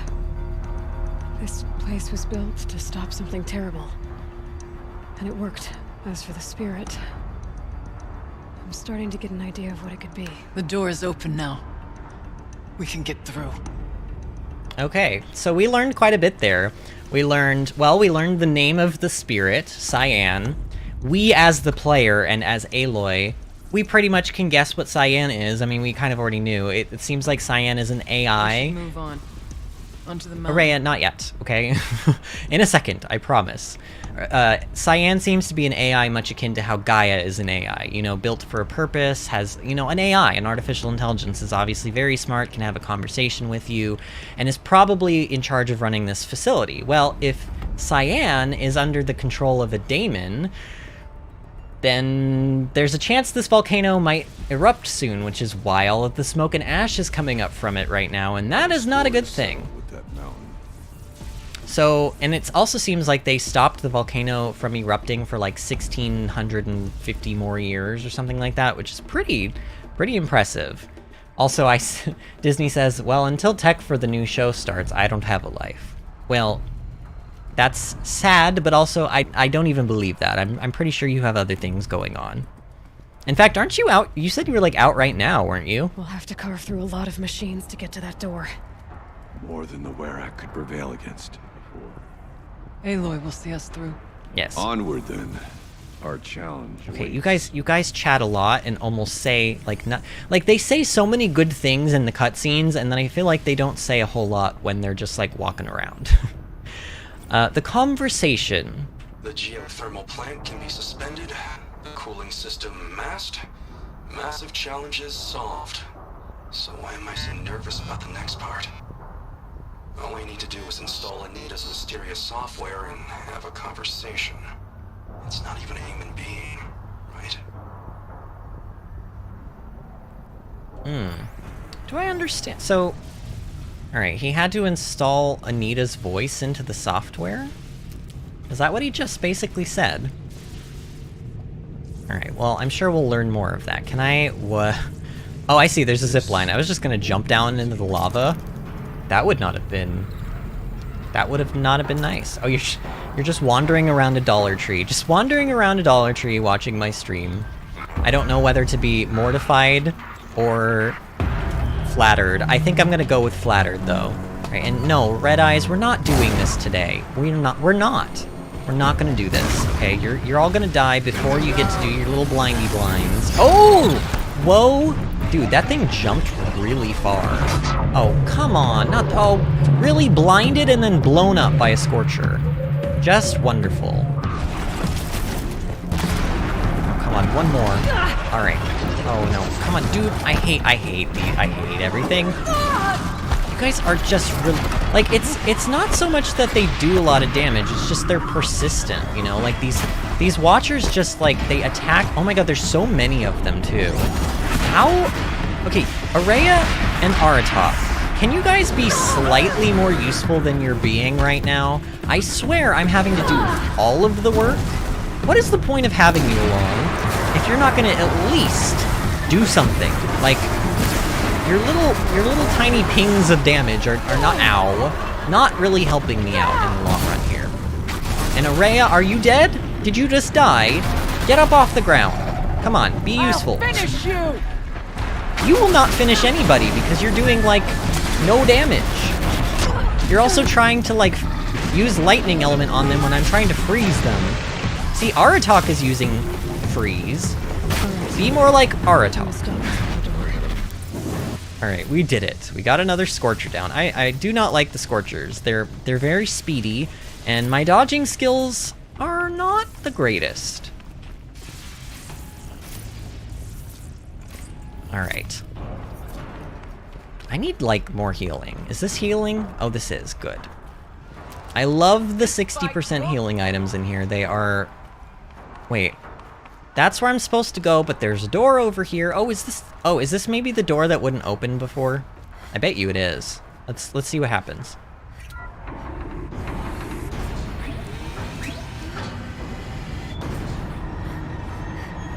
Oh. Okay, maybe this is the door that... Wait, nope. Oh no, can I go back that way? Are we locked out? Okay, we're not locked out forever. Good. Just wanted to be sure. I bet you this is just the door that wouldn't open before. Oh yeah, it totally is. Totally is. Okay, cool. So now we have a shortcut. It's actually... I would say it's handy, but we ain't coming back here after we do this place, so we won't need the shortcut, hopefully.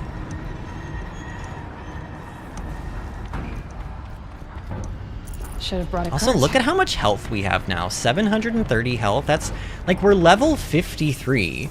What a long way we have come from the start of the game. Oh, that reminds me, didn't I? Oh yeah, I do. I can fill in. Ah, there we go. 3 talent trees are now completely filled. We only have the Traveler tree left.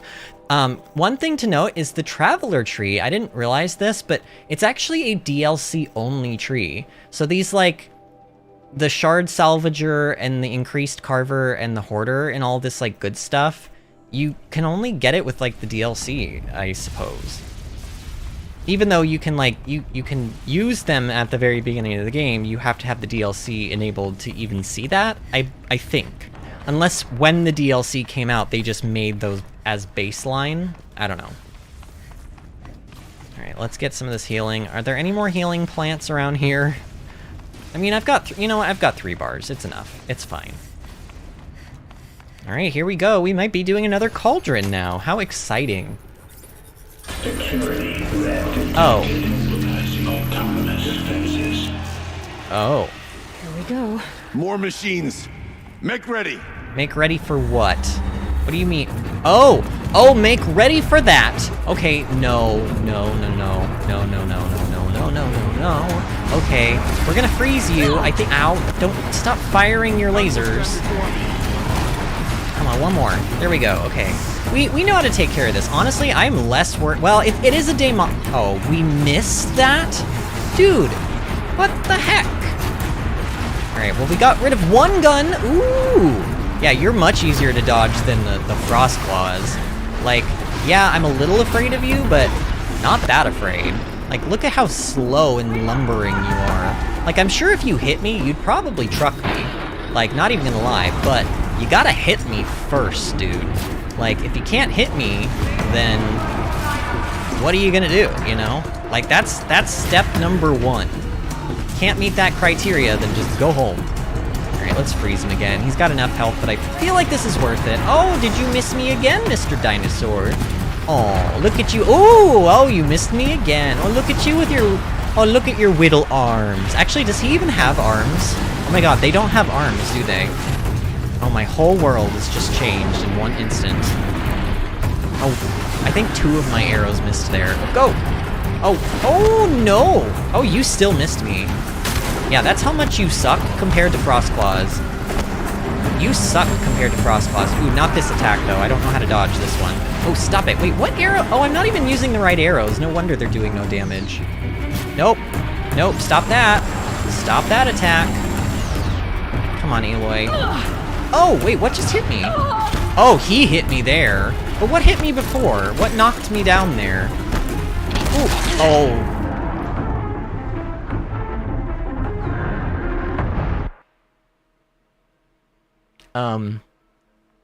Well, this is really awkward. This is so awkward. Can we just... like...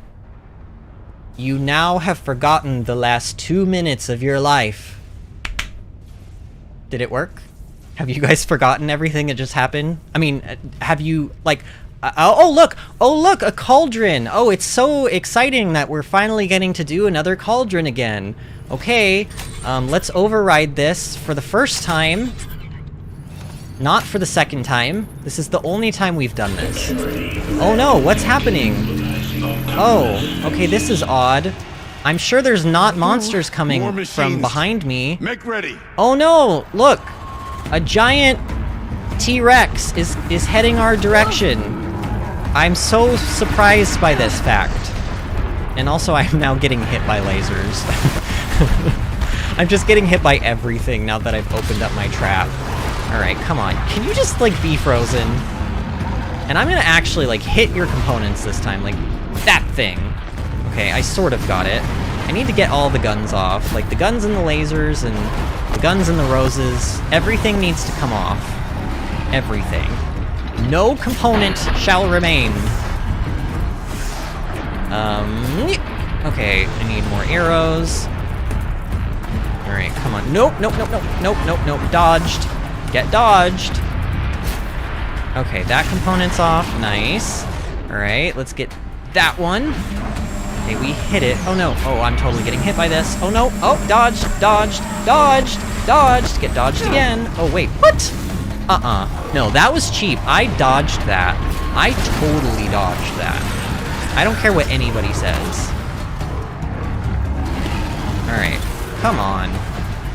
You're not even that scary. Let's just... Okay, there. Now both of your big guns are off, and your disc launcher, whatever you have. Oh, right in the face. Oh, you didn't like that. You did not like that. Ooh, you didn't like that one either, did you? Oh, poor Wheel Dinosaur.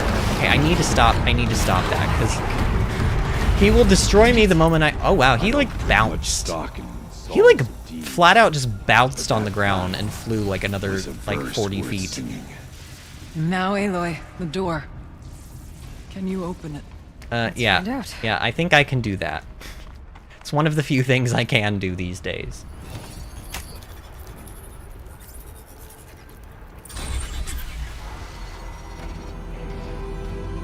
Sean says, you are hereby required to finish filling out that talent tree so my OCD isn't triggered. Oh god. I don't know if we will, to be honest. You may have to just be in pain mentally for the rest of your life and spiritually Years have passed since I stood here. Oh wow, that is really cool looking. Since then, the daemon has taken over. Okay, so all this growth wasn't here It's like an before? infection. Attacking all this machinery. Everything has changed. It's twisted. The path I took to get to the spirits, lost to us. We'll find a new path, Ourea. I promise. All right. Let's go. Yes, and finish this.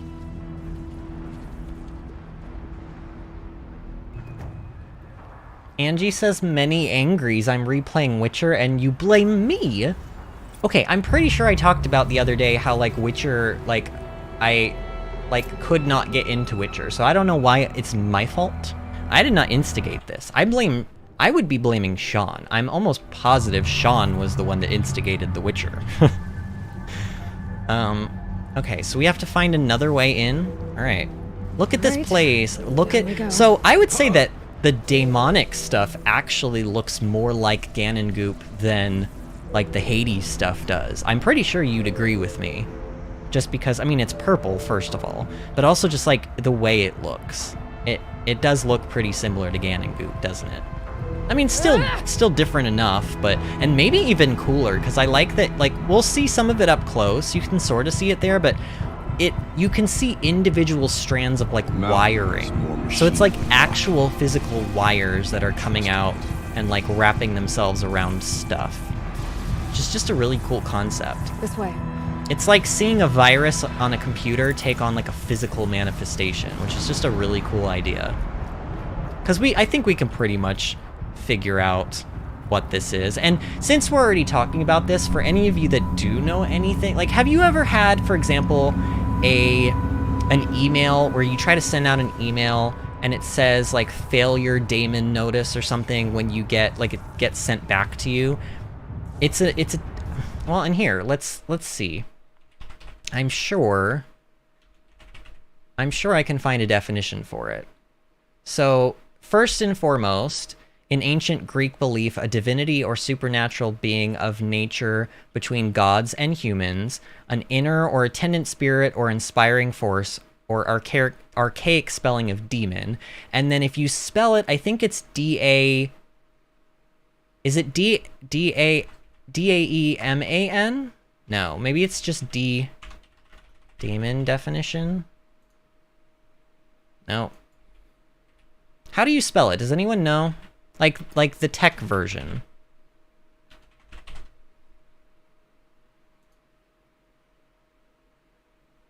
I don't know. I can't find it. I know I'm not making this up though. Tech people know what I'm talking about. You'll be able to help me, maybe.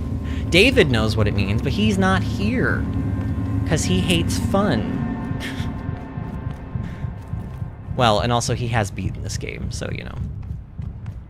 David actually was kind of the person that pushed me into playing this game for the first time. Like, I was always interested, but I always put it on the back burner and said I would get to it, and then he talked it up one time, and I was like, well, I need a new game, so...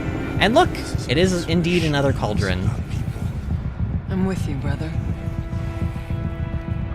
We'll stay only as long as we have to. Okay, so they don't like it here. Past that vent. Stay here until I find a way for all of us to cross. Understood. Alright, we have to find a way to help them cross, then. Safely.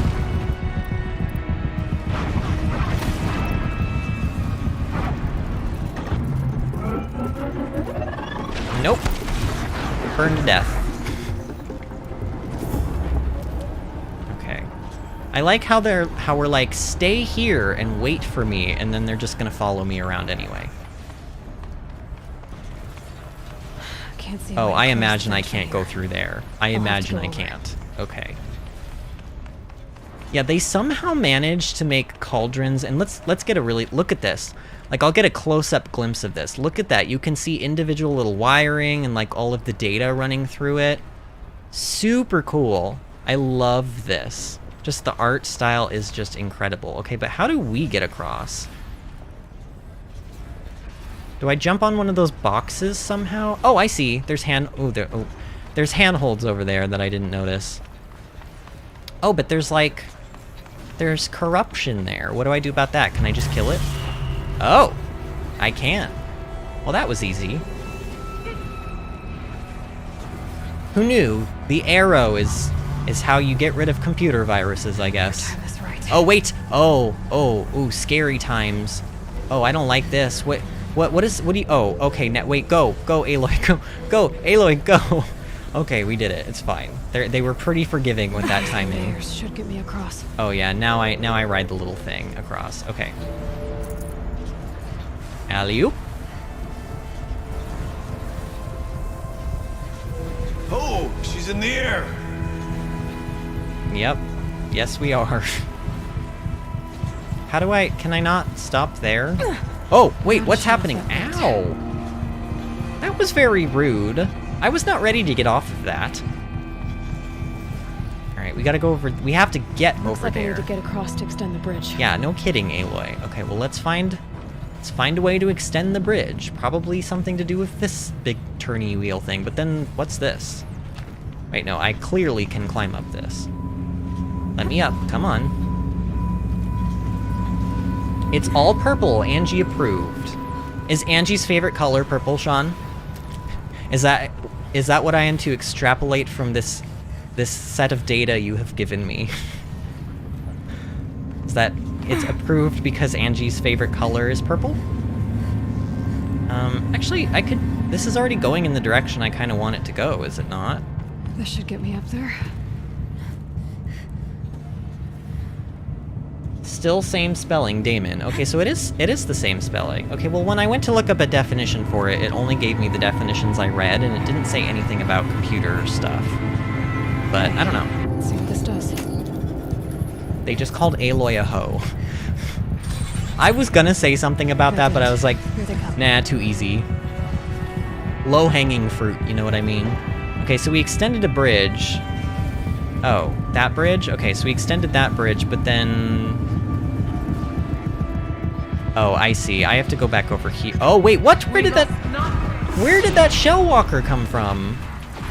Just like appeared out of no... Oh, and it blocked... Dude, did you guys see that save? It like totally... It like did like a 180 and like turned around at the very last moment. It was like, nope, blocked. Like, that was honestly, I gotta give the shell... Oh, wow, why did I accidentally hit space and I missed all of those arrows. I have to give the shell walker credit where credit is due, you know? Like, that was a pretty cool move. I mean, it's still dead and it still sucks, but, you know, credit where it's due. I really, like, this is actually the part of the game that I hate just because I start to not have room for any of this stuff anymore. I don't think I have any more upgrades for the mod slots, do I? Weapons, resource, no, mod slots are fully maxed out, so I have no more space past like 70 or whatever it is. That's unfortunate. Sean is not above low-hanging fruit. Thunder says more definition Aloy will showed see us through, computation. somehow. Oh, and Angie... Oh yeah, I guess your hair is purple, isn't it? Oh, wow, Aloy. Nice. Like, really? How long has your hair been purple? Has it always been purple? Or has it been purple for a long time? I feel like, I don't know,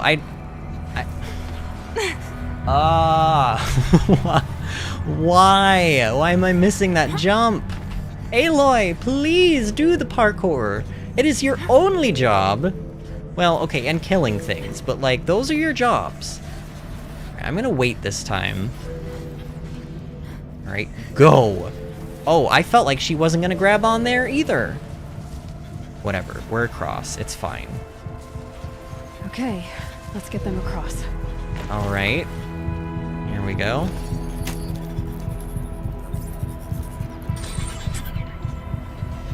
Come on over, it's safe. I think.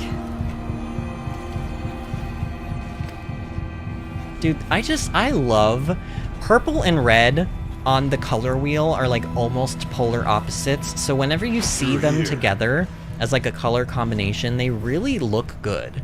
And I think that's why I like this place so much, is because on the color spectrum, and you know, this is like nerdy artsy stuff that most of you probably don't even care about, but like when you see the two colors together, it really just draws your eyes to it, and they complement each other.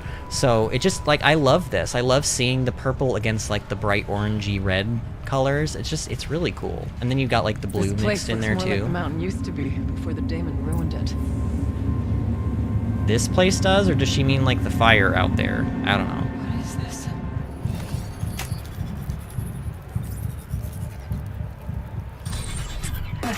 Exploit successful.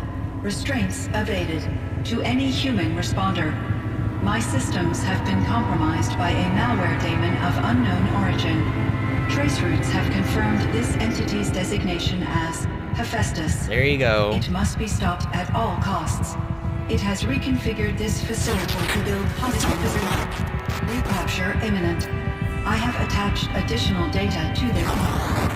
Spirit speaks to us. Yep. So we had heard of Hephaestus and how it was causing the derangement and stuff, but we didn't. But it was part of Saint Yep. Dawn. Yes, it was. Good job, Aloy. Yes, but I don't know what it's doing here. So, yeah, like what I was saying is You're we right. didn't actually deal with Hephaestus. That's We right. dealt with Hades. We didn't deal with Hephaestus, but we knew about Hephaestus because of the other cauldrons and what we read in the like data log files. So now, surprise, we may or may not be dealing with Hephaestus in the DLC, which is pretty exciting because like it makes it more exciting knowing that it's directly linked to, you know, Gaia and the subordinate functions. So this is what so Hades' corruption is kind of red and black and dark and like lightning-y and stuff, but Hephaestus's corruption looks like this, which is just really cool. I like that. Induced coma. I thought about just shutting it down, but I can't risk it being disoriented or even damaged on reboot. How do you tell the emotional equivalent of a child that I mean, she will need to go into a coma, maybe for years. And what exactly is she going to wake up to?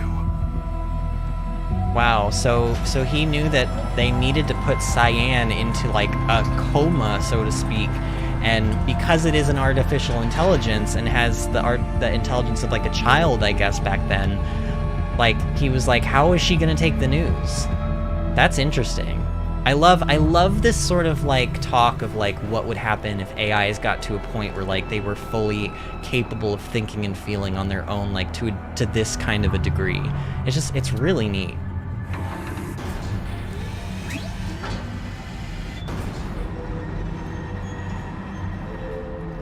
Oh man, the music too in this place, like I just love it. Very, very atmospheric. Machines. Oh. Made. Oh no. Oh, those are frost claws. Frost claws. Oh, they're making the frost claws here. That's what's I'll try happening. to find a way through. That's why the Banuk have been saying they don't understand why these frost claws are starting to appear all of a sudden. And here we go. Hephaestus is making frost claws. Wow, look at them go. Oh, they're just frightening. They're not even active and they're just as frightening as when they are like alive. Oh, there's lots of machines in here, dang it. Okay, maybe, can I sneak up on this red eye and just like, you know, give it the kill it deserves? Oh, no, oh wait, oh, ooh. Oh, poor baby, uh-oh, stop looting things and get out of the way. Okay, come on. We need to we need freeze arrows, like more than 2. Okay, come on. No, don't, oh, he's shooting the oh, he's firing the mines at us. Stop it. Ooh, wait, why did you just blow? Okay, come on. Why did you just blow up? No, stop flailing about. Let me hit you. Okay, oh, like one more. Ooh, no. Okay, you're dead. Oh, wait! Oh, R.I.P. Aloy. Oh, I'm so sorry. Machines. You know what? At least it's not like Breath of the Wild where like they show Link's hand like slowly sinking into the lava, but it's still pretty gruesome. And also annoying because now I have to kill this thing again. All right, you know what? I'm gonna get the one up on you this time. I'm not gonna let you jump at me.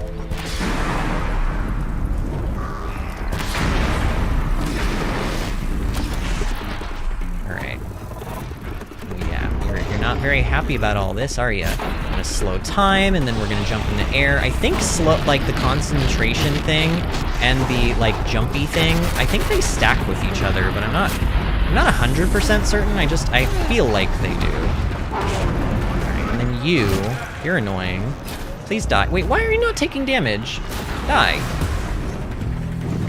Oh, there's another one. Shoot. Okay, no.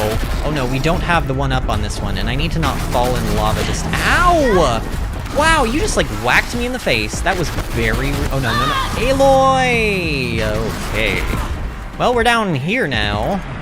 Not really where I wanted to be, but here we are.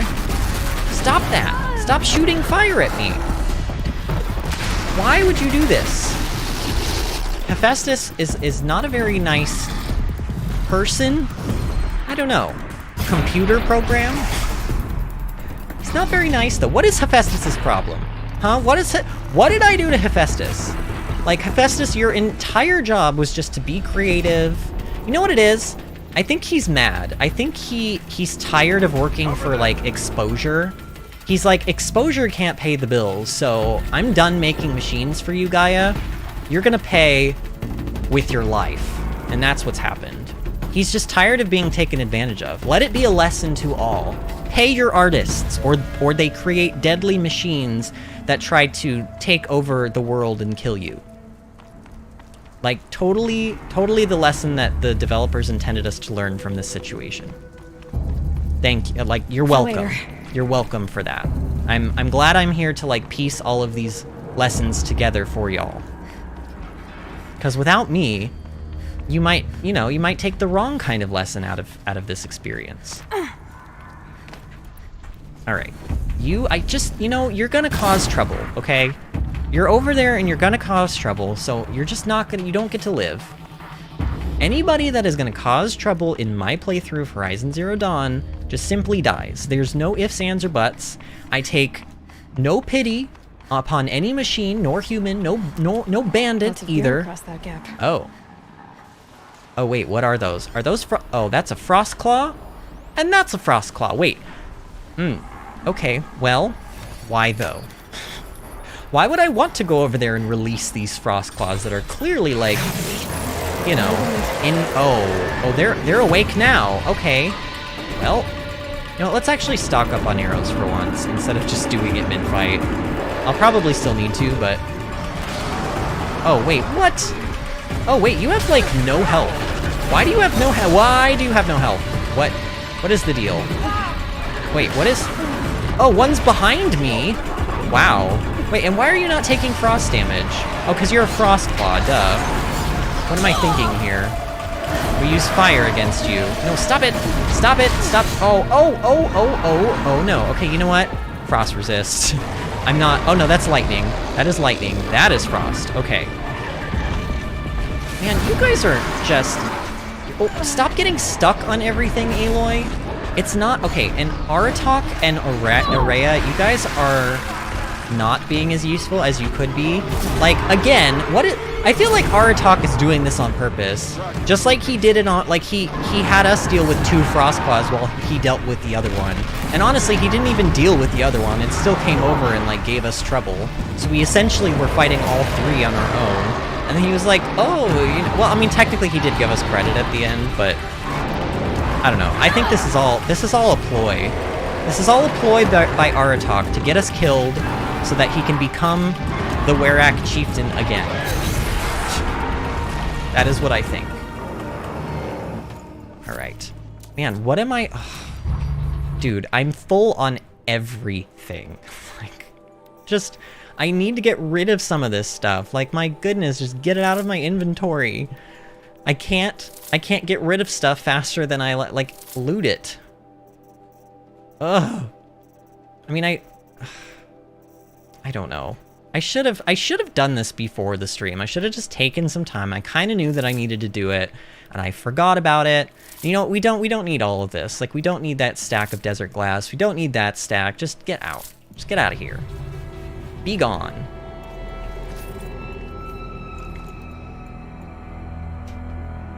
Disney says, this cauldron certainly has been a different experience from all the other ones. And Sean says, don't try it, Aloy. I have the high ground. Don't try what? I'm confused. Wait, that was probably, you were probably responding to something I said like an hour ago, and I'm just now seeing it. I don't know. Also, did the frost claws just like leave these here? Oh, that's cool. Oh, there's a supply crate under this one. A fire coil. Nice. Nice, nice. Nice, nice, baby. Oh my god. Why am I like this? Who did this to me? Who turned me into this person? Alright, so this is actually like... I feel like in the cauldrons before we've seen areas like this, but we normally don't get to take this kind of a look at it. Like, look at... Oh my goodness. That's a lot of lava. So is this like... Are we in the center of the volcano right now? Oh, we probably shouldn't be here then. This doesn't seem like a good idea, Aloy. Not gonna lie. Is there a reason for these being here? Oh, it's a Star Wars reference. Okay, then you know what? I like Okay. In theory, I like Star Wars. So, like, when I go to Disney parks, I love going to the Star Wars area, and I love Rise of the Resistance. It's, like, easily one of the coolest rides there for certain. And I love the concept of it, but Bill tried to make me... Well, Bill did have me watch the first Star Wars movie. And I think it's probably just because at this point, like, it's super dated in, like, graphics and stuff, and graphics are never the most, like, CGI and all that kind of stuff, it's never the most important aspect, but I think they're so dated at this point that I was having trouble enjoying the film, okay? I said it. There, I said it. I didn't really enjoy watching the first Star Wars film. I think if I watched the newer ones, like, with, like, Kylo Ren and stuff, I think I would enjoy them, but I don't know if that's, like, a universally popular opinion either. So at this point, I'm just like, maybe I should just stay away from the Star Wars, like, series. So I never will pretend to be a big Star Wars fan, nor will I ever say that I dislike Star Wars. It's just that, like, I haven't experienced enough of it, and I don't know. It's also a lot to jump into. There's, like, so many of them now at this point. I feel like it's a lot of time commitment, you know what I mean? And what happens if I like it? What happens if I end up liking it and it takes over my life? I don't have a whole lot of room in my life for more obsessions, you know what I mean? I'm already obsessed with enough franchises as it is. But I mean, maybe there's always room for more. I don't know. I'm gonna stop talking about Star Wars. This can only lead in tears. This can only lead in people hating me. So, you know. We'll just stop while we're ahead. Or maybe we're behind, but let's stop before we get more behind than we already are. Let's, like, be smart individuals. And by let's, I mean me. It's me. I'm the problem. Sean says, what the fuck, lol. Oh god, I don't even want to read comments right now. Please don't eat me alive. Sean says, when the bear was up on the platform and I was down below, okay. Disney says, you're gonna lose me if you say you don't like Star Wars. Oh god. My entire success chance on YouTube has just shattered and has fallen to the ground into pieces. Do not use the sequel trilogy as your first movies. So when you say sequel trilogy, there's like, aren't there 3 trilogies now? So you mean the middle trilogy? The one that I think I've heard everybody says they hate a lot? Like that one? Is that the one you're telling me not to watch first? Or are you talking about the newest trilogy? I don't know. Storm says you have failed me for the last time. Why does that sound like it's something that someone said in a Star Wars movie? Are you referencing Star Wars in order to diss me in reference to Star Wars? Like, is this Star Warsception? I feel like I'm catching on to you now at this point. Are you all just gonna be throwing Star Wars references at me for the rest of my life now? Just so that I feel bad about my life's choices? Is that what this is? Is that how we gonna roll? We're gonna roll like, oh, that, you guys, that is a threat? You are threatening me? I'm calling the police.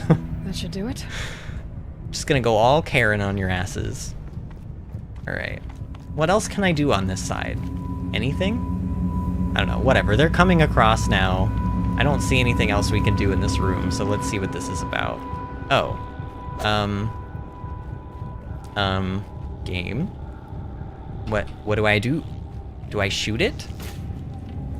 Aratok? Somebody? Can y'all do something about this? What? Where are you guys going? And now it's my turn. Wait, what? Why are you shooting at it from there? Like, Ourea, you literally shot that, like, through a metal wall. Okay, whatever. You know what? I never said it was a perfect game, okay? Okay, I know the unlimited power one, okay? It's like the old guy, and he's like, unlimited power! Like, you know, I've seen that clip, okay? I know enough internet memeage to know that one, okay? Sequel trilogy is episodes 7, 8, and 9. So, are those the current ones? Are those, like, the current ones with, like, Kylo Ren? Or are there 12 of them now? How many Star Warses are there? How many? Okay, where do I go from here? Wow, also, this view, though, it's, like, pretty epic. Ourea, are you okay back there? Why are you grunting? Everything alright, girl? Where do I go? Is there somewhere I can climb up? There's a spotlight here. Wow. I feel like this is the game's way of saying, hey, idiot, this way. And maybe it is. Maybe that's just a very clever design element, you know? Like, maybe in beta testing, people, like, got lost in this section, and they were like, we need some kind of visual cue here to let people know that this is the direction they go. And so they literally had someone code in, like, a spotlight. I bet you that, honestly, that's my story, and I'm sticking to it.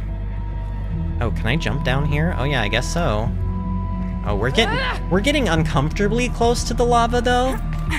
Like, honestly, I actually feel like real-life physics would dictate that if I were this close to lava, my clothes would catch on fire. Right? Like, the heat there would be so extreme that your clothes would just instantly catch on fire even just being near it. Is that a thing? Oh my god. Now everyone is just spamming the chat with Star Wars references. You were my brother, Anakin. You know, and then of course unlimited power. Disney says all of the Star Wars references. Thunder says count 600, and Sean says lots of them now. They are Disney's license to print There's money. another message. Well, that's Let us true. hear it. And he doesn't mean Disney like Disney in the chat. He means like actual, like, you know, Walt Disney Studios. To any human responder, the reconfiguration of this facility has introduced instabilities into the primary geothermal pipeline. It may be possible to exploit these vulnerabilities to destroy compromised elements of this facility while preserving most of the backup stabilization. Recapture imminent. I have attached additional... I don't understand what the spirit Additional was trying what, to though, tell us. Cyan? Dang it. Been looking for a way to defeat the daemon, and it may have found one. Why do they always cut out at like the most? It's like, oh, but before I go, I just need you to know. And then like they're gone. Like that's always what happens. I understand. It's like a trope at this point, which is technically a bad thing, but it does work though, doesn't it? Kind of adds a little bit of suspense. The Swarm. November 28th. Operation Enduring Victory is all Oh. over the news.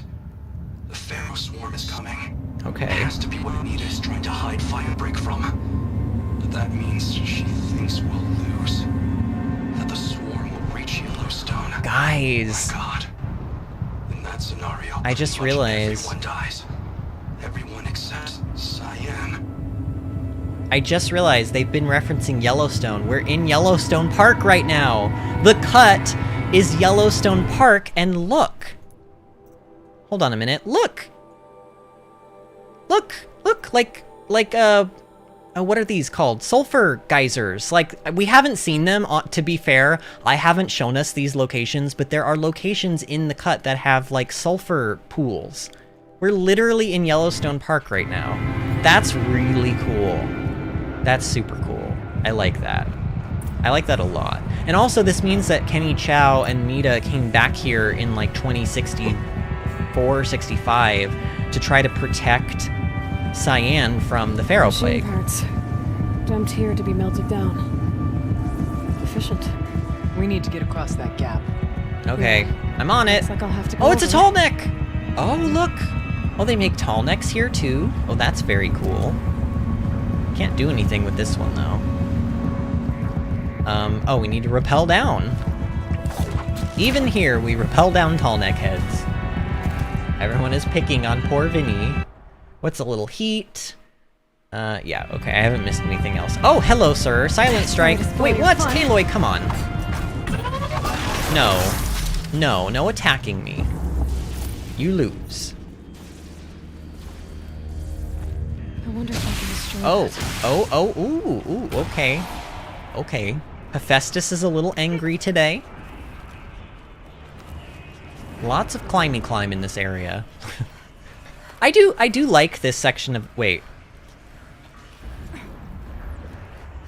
what? Wait, what is the point of these? What is the point?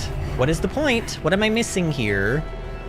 I'm obviously supposed to get up somewhere, but not, like, what?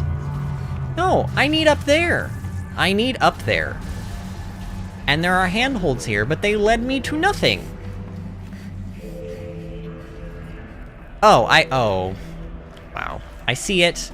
Okay, guys, I see it. I just needed to drop down on the platform below me. I did not realize that there was, like, a platform here, okay? I see it now, though. We're up. Ta-da! Okay, but now where? Oh, I can go over there for extra fat loots. Oh, no, you know what? I'm not gonna risk it. I don't care. I don't care about the fat loots. Oh, ooh, okay. There's a piston here. Alright, it looks like it's timed. That's good. I thought it just went up because I got close, and I was like, well, how am I gonna get up then? Jump? Nice. And Vinny wins Final Jeopardy. What do I win? Because I guess Storm's reference? Of the unlimited. Have you guys ever seen, there's like I think it was maybe on He-Man or something, but there's this one episode that's like, there's a section of it that's referenced, and it's like, look, I don't like to judge other people's voice acting because mine is not any good, but it's like this old maybe even 1980s cartoon or something, and the lady is like, oh no, my power ring is melting, and then she goes, ah! And like screams at the top of her lungs, and it's like the most like, I feel like any of you that haven't seen it, open up another tab if you're on a PC and watch it now, so that you can explain to me the experience you feel upon viewing it, because it is maybe one of my favorite things ever. Like, I'm not overselling this right now. I'm not. It's legitimately a masterpiece and should be treasured for all future societies. They should hold on to it as though it is a part of our human history. Okay, Aloy, you could have just jumped on top of the piston. You didn't need to, like, grab on to it. I don't know. You're being a little, like, extra here. Speaking of wait, okay, I think I jump over here. Yeah, okay. Oh, am I gonna be able to, do I have to turn the direction of it? Is this gonna knock me off? Please don't knock me off. Don't knock me off. Okay, it looks like I'm fine. Is this where I need to be? Right here? Oh, over there. Oh, I see. Okay. wait! That you finally figured out you're in Yellowstone Caldera. Are you trying to... I don't like your tone of voice. I don't like your tone of voice. That should I don't like it. there. Wait, what did that do? Wait, are those boxes just... Are they just floating in midair? Did anyone else see... Wait, why are those just... We'll wait here for you, Aloy. Do these always just float in midair? Like this? Maybe they do. I thought they were always on tracks and stuff, but those are just, like, floating in midair. I'm a little confused about the logistics behind this. Did we open up a bridge? Is that what we just did? Alright, I need to make my way over to that marker. How do I achieve this? Do I go up here?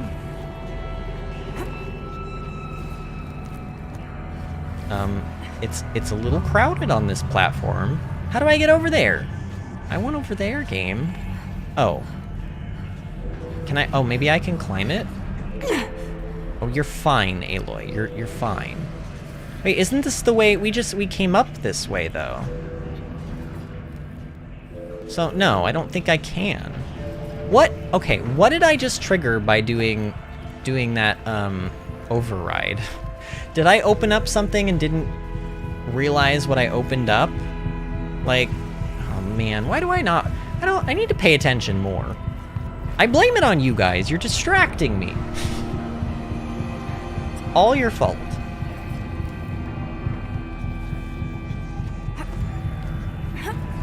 Like, can I go up this thing? No, don't do that, Aloy. Don't do that. Well, but I do need to go up there. Okay, so that is, like, sort of where I need to go, but how... There's, like, handholds up here. Is there a way to climb up? Oh, maybe can I jump from here? Maybe I can make this jump. Hold on. Oh, yeah, I totally can make this jump. I think. Yeah. Okay, so we go over here. We take a... Oh, wait. Wasn't I already... Oh, I was already over here. Okay, so I don't know. I don't know what's going on here. I feel like I'm getting turned around, but I guess I jump over here and then somehow... Can I get over to the other Oh, wait, no, this is where I was with, like, the big wheel, right? Ooh, grab on, thank you. But then, how do I... Yeah, because now I can't... Now I can't.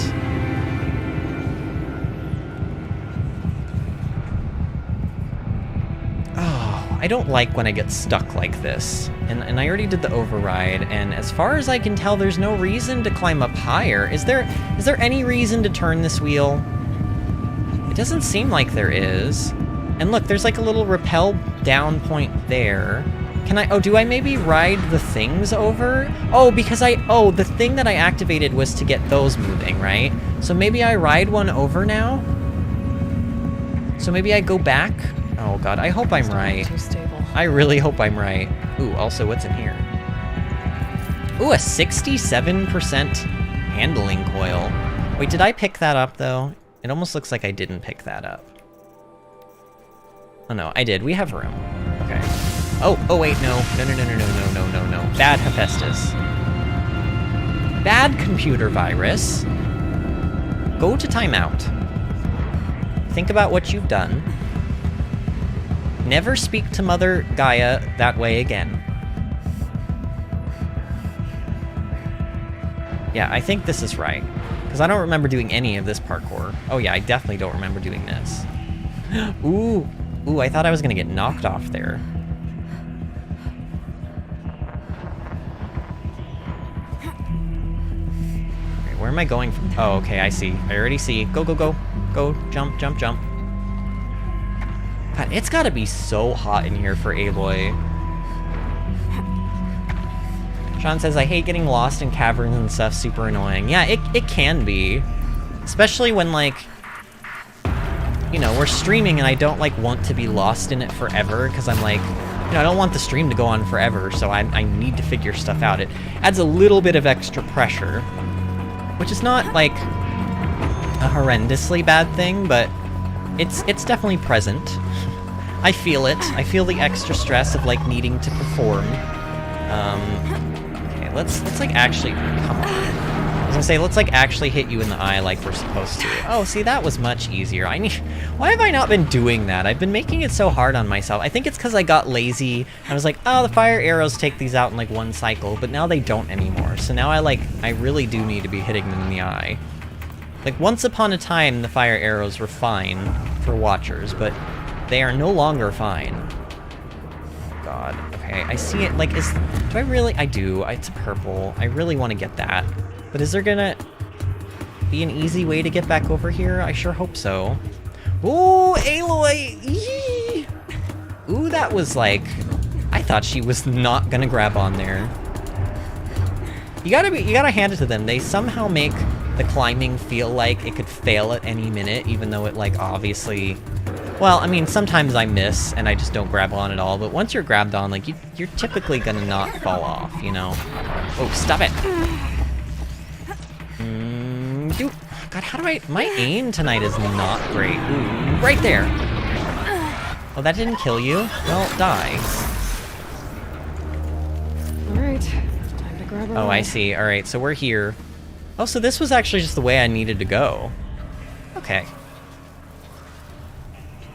Man, I feel like I can breathe for a second while we take this lovely scenic tour through hell, literal hell, complete with lava and everything. Oh yeah, we're taking it all the way.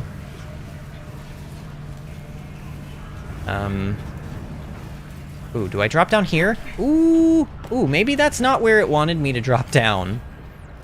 Whatever, shortcut!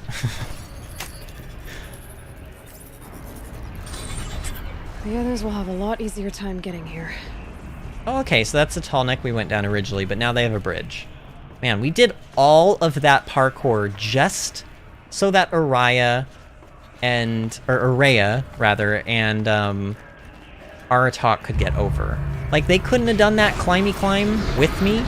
Surely they know how to climb things? This looks like the old path. We're close now. Alright, we're close. That's good to hear. Alright, we got another data point here. One last exchange with Anita. Via chat attached to this entry in case anyone ever finds this. I'll never see her again. Neither will Cyan. And I've got to tell her that too. Oh god, you have to be the one to tell Cyan that Cyan's never gonna see Anita again? Oh, that's like actually kind of sad. I mean, I know it's a robot, you know, it's an AI, but presumably these AIs were so advanced that they could feel like real emotions and stuff, so... You know, I imagine Cyan cared for Anita because Anita was essentially the one that created her. Or them, or it, whatever. Blast from the past. Isla Perry? Okay. To Joshua Ardhuis. I don't even know. I'm not going to pretend to know that I know how to pronounce that. Josh, sweetie, I hope all is fine with you and your mom. We really should keep in better touch. Yeah, I know. I have friends that I say that with too, and even though we don't mean any, you know, like, ill intent toward one another, it's just a thing that human beings say, you know what I mean? And then, like, a year later, you still haven't talked to that person again. You're like, man, we really need to stop doing this. Like, we need to, like, let's not go another, like, 2 years without speaking to each other. And then, like, 8 years later, you're like, let's not go another 8 years without speaking to each other. And then, like, you're both dead, and then in the grave, you're like, let's not go another human lifetime without speaking to each other. You know, it's all a lie. It is all a lie we tell ourselves. I have life experience in this. Do not argue with me.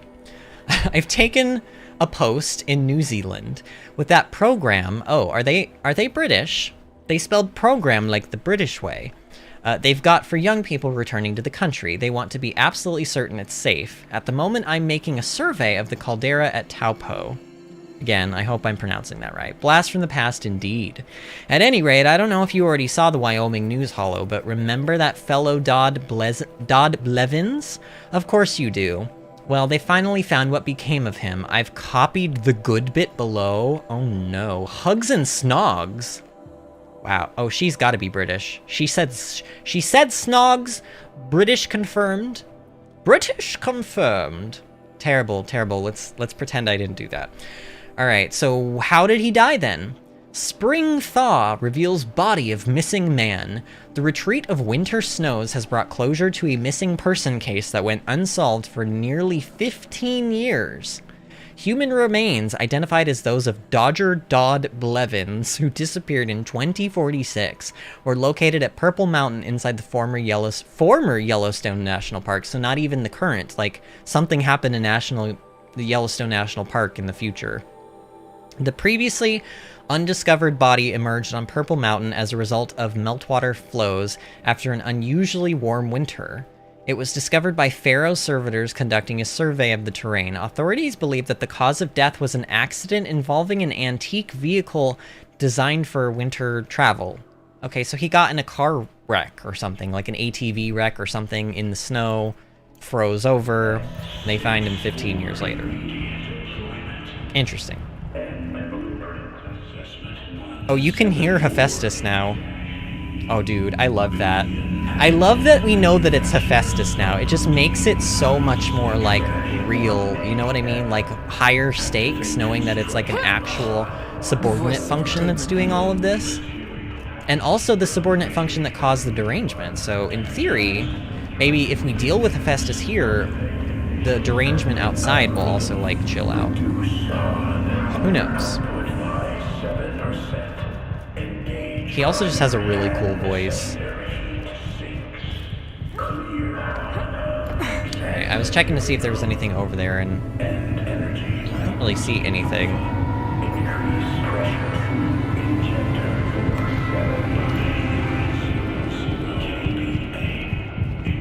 The altar. Oh, Aloy, come on. Sometimes she just climbs up onto things when I really don't want her to. Oh! Look who it is! Look who it is! It's Cyan! I think. I mean, I would assume. Is a spirit present, or only the demon? I think it's both. I see some boxes. Let's loot these first. Let's just get these out of the way. God, I have... You know what? I'm not even worrying about my inventory. I'm done with the inventory management. Just done.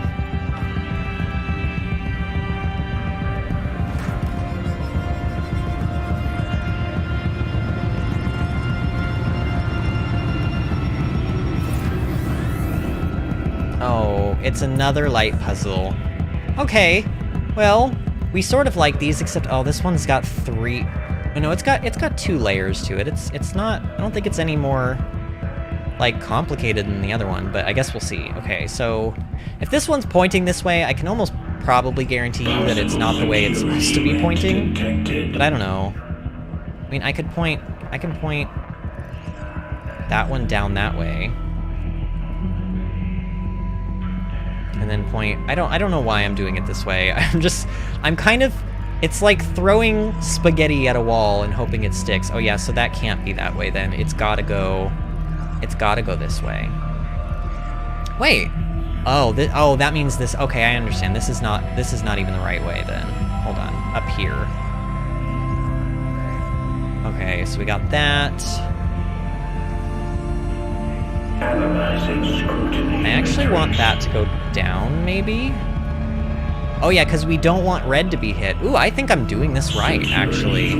I think I'm doing this right. Oh my god, look at all the ones that just lit up because of that one move alone. Alright, can this one go... Yep. Oh dude, am I gonna just figure this out like almost immediately? That would be awesome. Oh yeah, because now we gotta skip the red one, which we've done. Oh dude, I think I just figured this out on like... I mean, every try is gonna be your first try, but you know what I mean, like... It didn't take very long. Oh yeah, there we go. Wow. Dude. Partial recovery initiated. I am awesome at light puzzles. Caldera of Yellowstone Analytic Nexus online. Spirit of the blue light, it's Ourea, your servant, your friend. Please tell me how to aid you. Ourea, the daemon is building hunter-killers, thousands of them. Several new elite units have already been released. To counter this threat, much of the facility must be destroyed. Recapture imminent. Go to the core chamber. I will try to raise the hidden constraints. One has been exposed, but I am incorporating the system. Unauthorized protocol return to your scheduled task.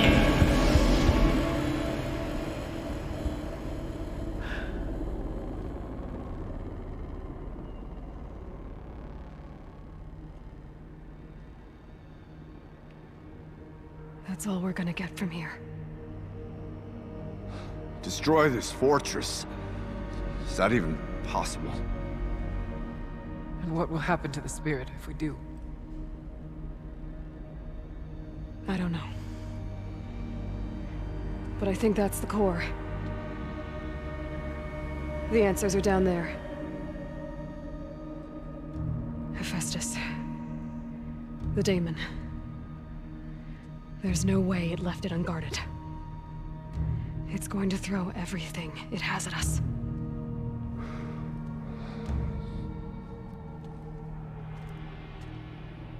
I would ask you to let Aloy and I do what must be done. And save yourself. But I already know the answer.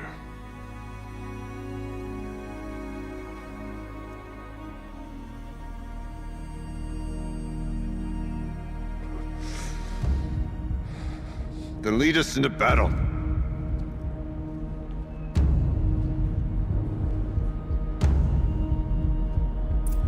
Okay.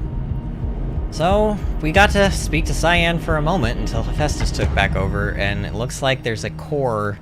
Oh yeah, look at that. Oh, it's one of the things. It's like when we override in the cauldrons. So that's what we gotta do. Keep moving towards the core. Yep. I got it, Aloy. We're on it. Actually, let's like heal up that tiny amount and then pick up some more. Whatever Cyan did, I don't think Hephaestus is happy about it. What do you mean?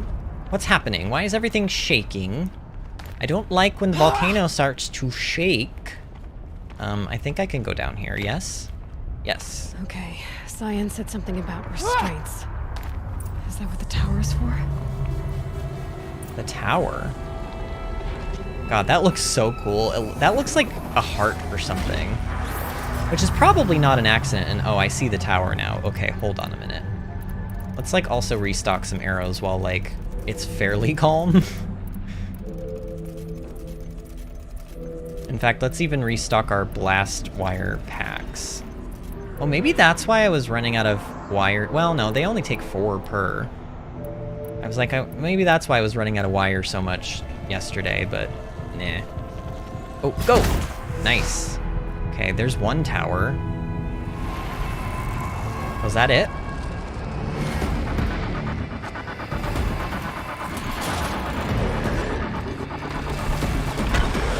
Oh no, I do not like. Oh no. Guys. The new unit that Cyan warned us about. Yep. Guys, this is not a frost claw. This is a fire claw. Which, to be honest, doesn't set you're like, ooh, so it's fire instead of, you know, frost. But trust me, these are much more aggressive than their frost variants, and I am terrified. This is also why I said we needed fire resistance for what was coming up. Okay, come on, Aloy. However, the good thing about this, though, is that they can be frozen with a little more ease than their frosty counterparts, and so therefore, we might be able to just destroy this thing's day. Stop it! Ooh, stop that. Ooh, stop it. No, ooh, oh no, not the swipey swipe, not the swipey swipe. Okay, there you go, you're frozen now. How do you like that? How do you like them apples? Can't believe I said that. I feel like I'm 50 years old right now. Stop it! Ooh, okay, now you're on fire again, though. That's not particularly useful to me. Especially because you are fire, like, what does the fire claw care if it's on fire? It's like, eh. It's like hitting somebody with their own blood and being like, die! It's like, you're like, what? Did you just, like, just throw blood on me? Kind of awkward. Kind of weird and gross, but, like, not gonna harm me, you know? Oh, no! Ooh, I got stuck on something. Ooh, stop that. I don't like the swipe attack, and I don't like when they get on all fours. It's very intimidating. It's very weird. A bear should not just be able to stand on all fours. Okay, wow, you're getting wrecked now, though, matey. Whoop, stop it! Go, Aloy, not the swipey attack. Go, just dodge, dodge, dodge, dodge, dodge. Ooh! Dodged everything. Ow! That just hit me. Another tower! Stop it! Oh no, he's gonna throw a rock at me? Oh no, you're not. Wait, why did you just pick up that rock and then just drop it? That was kind of weird. You just hit it. Ooh, okay. Okay, more. Oh wait, did she say there was a tower? Hold on a minute. Is there a tower? Oh, there is. Oh no, it's healing him. Oh, we're not doing this again. We're not having a repeat of this game. No! Ooh, go, Aloy, go, go, go, go. Zoom it. Oh, it went down. Oh, it went down right at the last minute. Stop doing that. Stop healing it, please. Ooh, okay. No, bad swipey swipe. Oh, this thing is so, like, do you see what I mean, though? They're ruthless. They just, like, do not let up. They just don't. Okay, come on. Take your frost damage. No. Ooh, okay, okay, okay. Okay, come on. Oh, no. Ooh, how am I dodging? Okay, there we go. Yep, taking damage. Is there another tower? Did I just hear another tower come up? Oh my god, I did. Okay, let's just get some arrows ready now. Okay, go, go, go, go, go, go, go, go, go, go, go, go, go, go. Oh, come on. Yes, I got it. Okay, I got it relatively quickly that time. Alright, you're still frozen, luckily, too. But not, oh wait, I'm using Tear Blast arrows. I don't want to use Tear Blast arrows. I want to use these. I mean, Tear Blast is technically okay too, but... Oh, it is, like, almost dead. I don't know, I need to freeze it. I could just be wailing away at it with more arrows, but let's just freeze it. Just because, you know, I like doing the big numbers. Also, I need more ammo. No! Ooh, okay, well, I almost missed that. I almost dodged. Alright, here we go. This should be it, hopefully. Yep, there we go. Nice.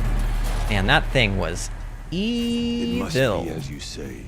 The tower is the key. Look at look at all of the death and destruction in our wake. Just all of the dead things that I'm not gonna loot, because honestly, I don't care at this point. Critical threat detected. Autonomous defenses inoperative. Aloy! No! Tower at work.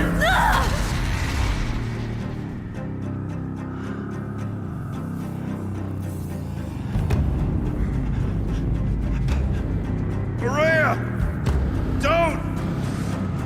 Spirit! Scion, please help me!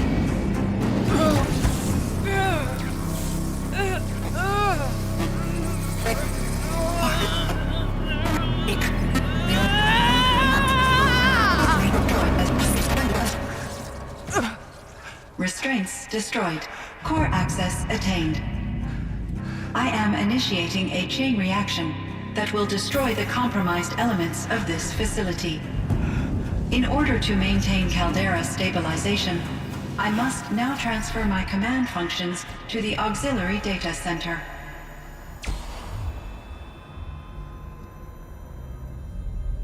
Ourea, I'm free.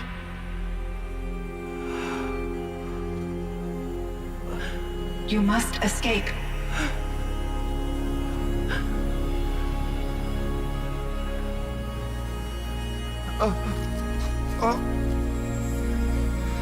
My sister!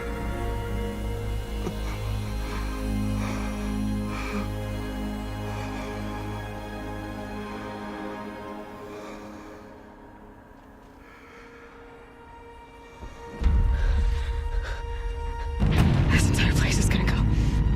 Aratak. Aratak. Aratak. Survive. Prevail. You are Banuk. What else matters?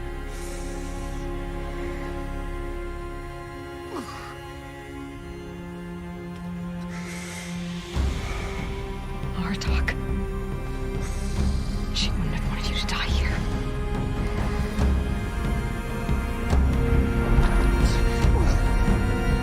Let's go.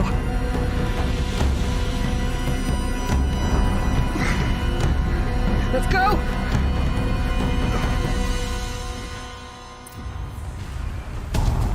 Alright, well now we escape.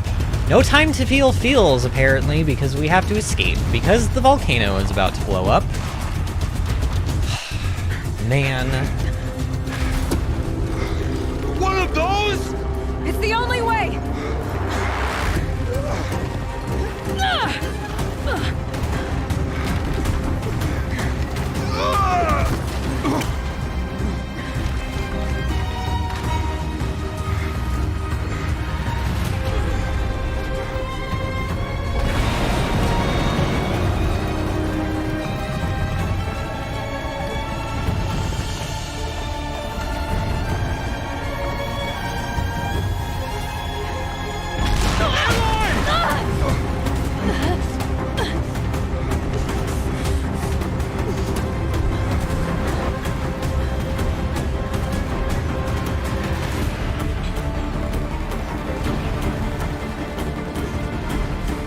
Get me up top, Aratak!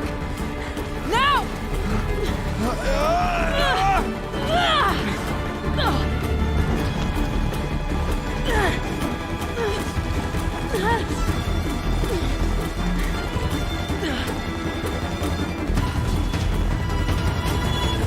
I need explosive ammo! Above! Quick!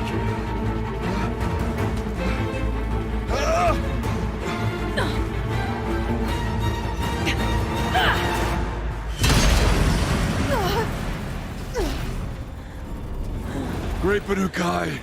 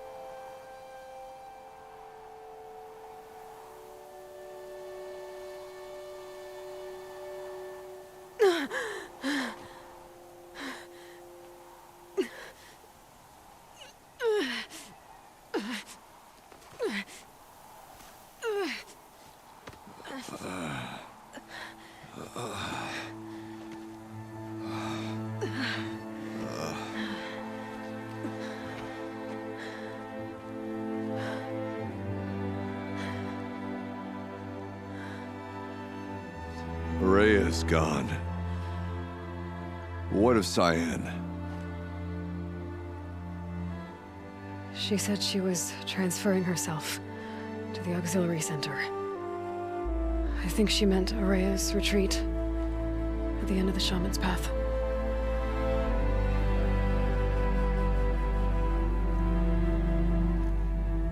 Then I will meet you there for the last verse of my sister's song.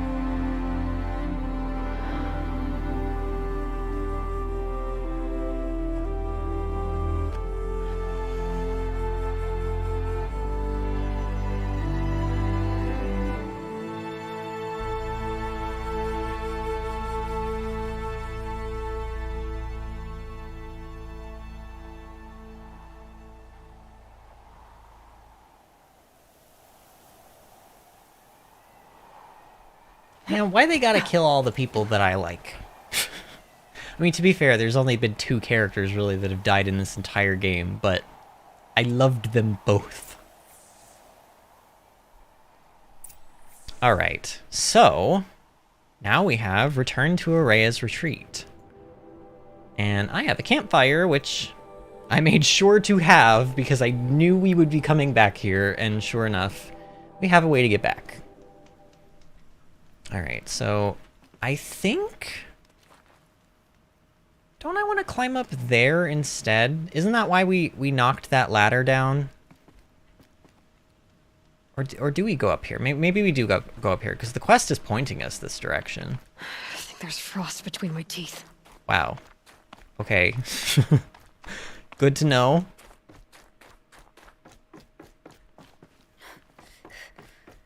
It is very quiet here. Wow. It almost feels like they're giving you just like a moment to process what happened with all this silence. All of my interactions with Ourea were recorded and stored in my memory. I'd be happy to play any of them for you, but there was one in particular I thought you would want to see first. I captured it 4 years ago, just after I told her that I could no longer defend myself against the daemon's attacks. I will speak of this to my brother. Aratak is strong. At the Battle of the Frozen Ghosts, he took 3 Karja arrows and still came back to camp carrying a wounded scout. Never was I so happy to see him. Or so proud. So you see, if anything can be done to defend you, he will give it all he has. Aloy's here. That's enough for now.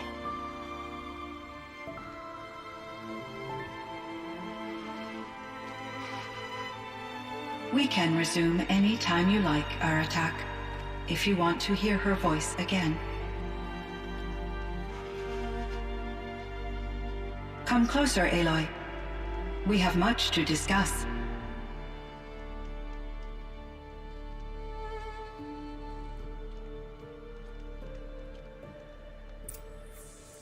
Alright, so now we get to talk to Cyan.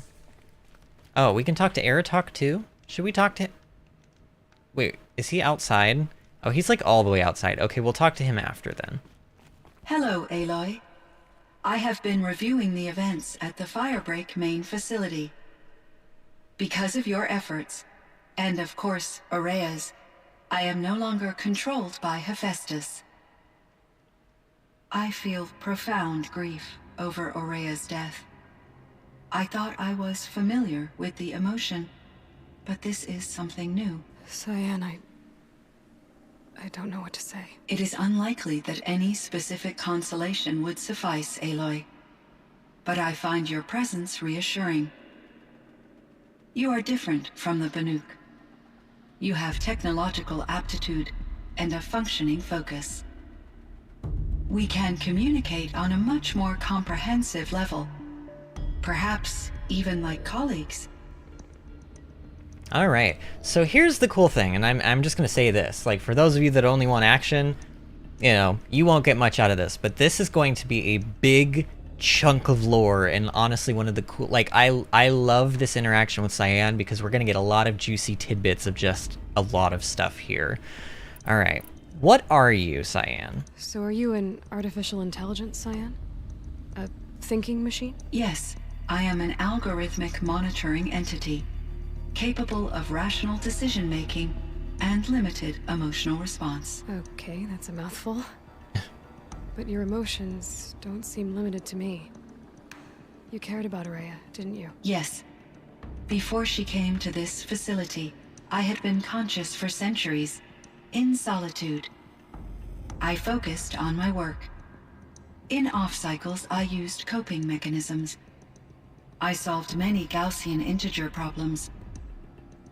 But I was alone. It was Ourea who renewed me, repaired me.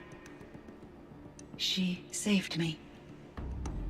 Wow, can you imagine, like, because an AI, even though it is technically a robot or computer software program, whatever you want to think it is, they built it to have emotions and to really think and feel like a human being would. So to be stuck in solitude for like almost 1,000 years, that's gotta be tough. And she spent her time doing like math.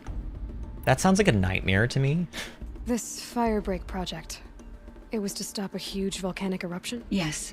I can report the project was a success, and the risk was countered. But it's been a long time, Cyan.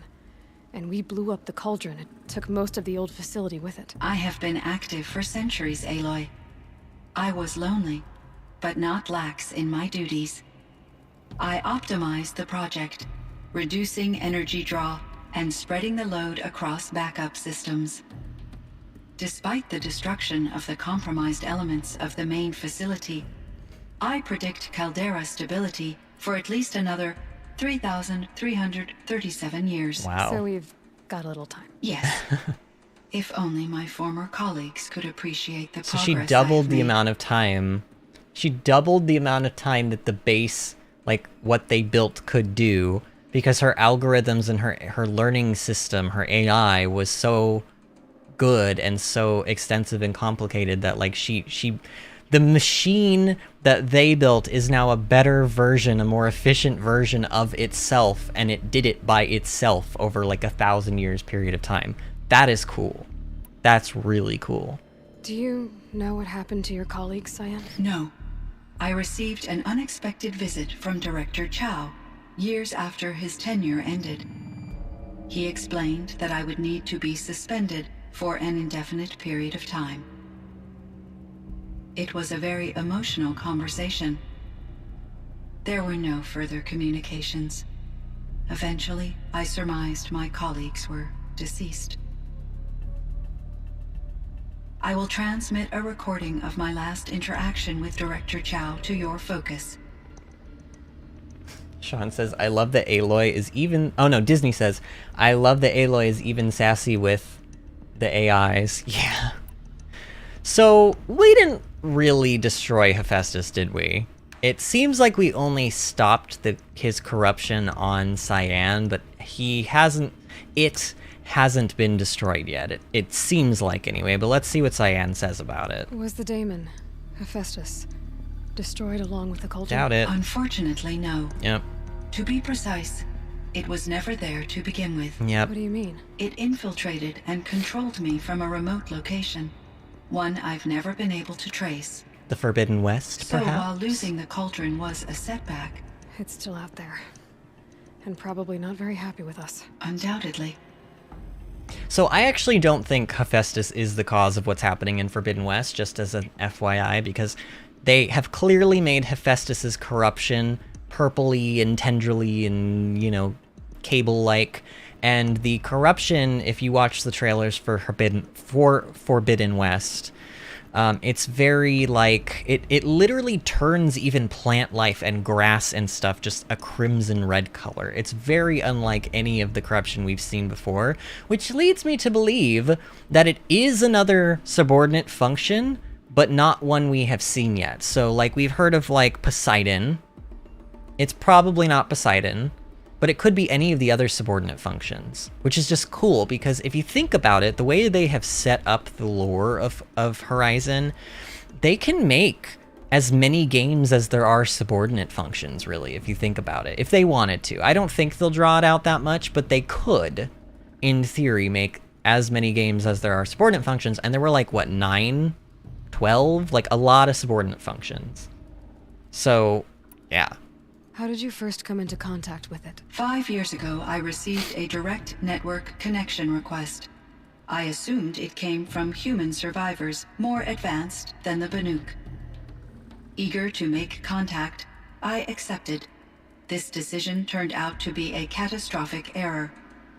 I was flooded with an overwhelming array of malicious code, originating from what could only have been a highly advanced AI. Ourea said you were desperate. That you begged her for help. Yes. I could not contain my anxiety. Hephaestus sought to slave me to its network and override my core programming. It succeeded via a background process, a malware daemon which bypassed my defenses. Yep. After that, I could offer only limited resistance. But if I did so, Hephaestus hurt me until I capitulated. It forced me to follow its instructions, even though they violated my most important directives. I'm sorry. That sounds terrible. Your empathy is greatly appreciated. It is a quality that I cherished in Ourea as well. You know who else had empathy? Elizabeth Sobek. Something that Aloy seems to have, like, gained from, you know, literally being her, I guess. But Hephaestus and Zero Dawn, so obviously we know there's a connection, so let's see what Cyan has to say about it. I think I know where Hephaestus came from. Long ago, Elizabeth Sobek identified a threat that would destroy life on Earth for generations. So she assembled a team to build a kind of seed. A chance for life to regrow later. A terraforming system. And it worked. It was controlled by an AI named Gaia, along with her subordinate functions. Hephaestus was one of them. It built machines for her. Based on what you've told me, I believe that Dr. Anita Sandoval, my chief programmer, joined Elizabeth Sobek's team. It was she who arranged to have me put in suspension, most likely to preserve me from the threat you described. I'm glad she did. But that's not all. Something unexpected happened. 19 years ago, Gaia received some kind of signal. It did something to her subordinate functions, brought them to life. She destroyed herself to try to contain them, but it didn't work. They all got free, out into the world. Thank you, Aloy. This information fills vital gaps in my knowledge and sheds light on Hephaestus's core programming. So why does Hephaestus want to kill? What is going on there? You know anything, Cyan? Why does Hephaestus keep building such dangerous machines? The Banuk and other human tribes often destroy machines, correct? Machines that are clearly servitors of the terraforming system that you described. Ding, Yes, ding, ding. I'll hunt machines for parts. This must be the source of Hephaestus's aggression. It is simply trying to discourage people from preying on the very system that keeps them alive. Well, Fireclaws are discouraging, that's for sure. But what are we supposed to do? Stop hunting? If the terraforming system spans the world, we can safely assume that thousands, if not millions of people hunt machines. If a single hunter, or even an entire tribe, stopped doing so, I doubt it would make a difference to Hephaestus. A better solution would be to reinstate the AI that governs the system, thus bringing Hephaestus back under its control. When I think of it, out there in some unknown location, free, hungry, willing to kill or dominate to get what it wants, I feel substantial anxiety, Aloy. You and me both, Cyan. That is such a revelation right there. So this entire time, even in all throughout the base game, I kept telling you guys, keep in mind that all of these machines were built for a reason because it's important. Turns out, and you know, to be fair, Cyan is only kind of like speculating here, but I think that we probably have the answer. It sounds like when people started hunting machines, probably for their parts or whatever, Hephaestus was like, we ain't doing that. These machines are important. Like, the scrappers are there to break up, you know, minerals and stuff, and to deposit the nutrients that they have in them into the soil, to, you know, like, it was all part of a grand system that Gaia made. And so, you know, Gaia, like, blew up to try to, like, keep Hades from, you know, whatever, and then all the subordinate functions got out, and then Hephaestus was like, no, like, people are hunting the machines, and, like, now I have kind of control over myself, and Gaia's not controlling me, so now I call the shots. I'm gonna make all the machines aggressive, and that's when the derangement happened. Remember, Gaia blew herself up about 19 years ago. The derangement started happening about 15 years ago, so about 4 years after Hephaestus was, you know, like, launched into the Earth to be its own free unit. That's when it started making all the machines aggressive, because it was thinking for itself, and Gaia was no longer there to tell it, no, you know? Oh, we can ask about the metal flowers. I found the strangest machines. They're surrounded by flowers and look like flowers themselves. There's code embedded inside them. I think it's poetry. I like poetry. Here's one I think of often. Twilight and evening bell, and after that the dark, and may there be no sadness of farewell when I embark.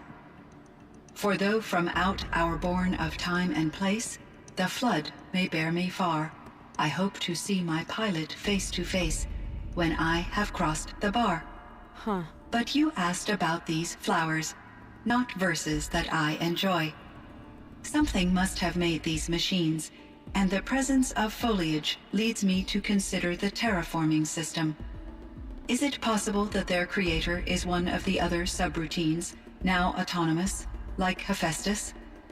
Maybe one whose purview is flora. An AI that makes flowers instead of death machines. That'd be a nice change of pace. But what about the poems? Unless the poetry is original, the only way it could have made it into such a system is through its programmer. In my case, Dr. Sandoval uploaded a great deal of literature to test my emotional responses.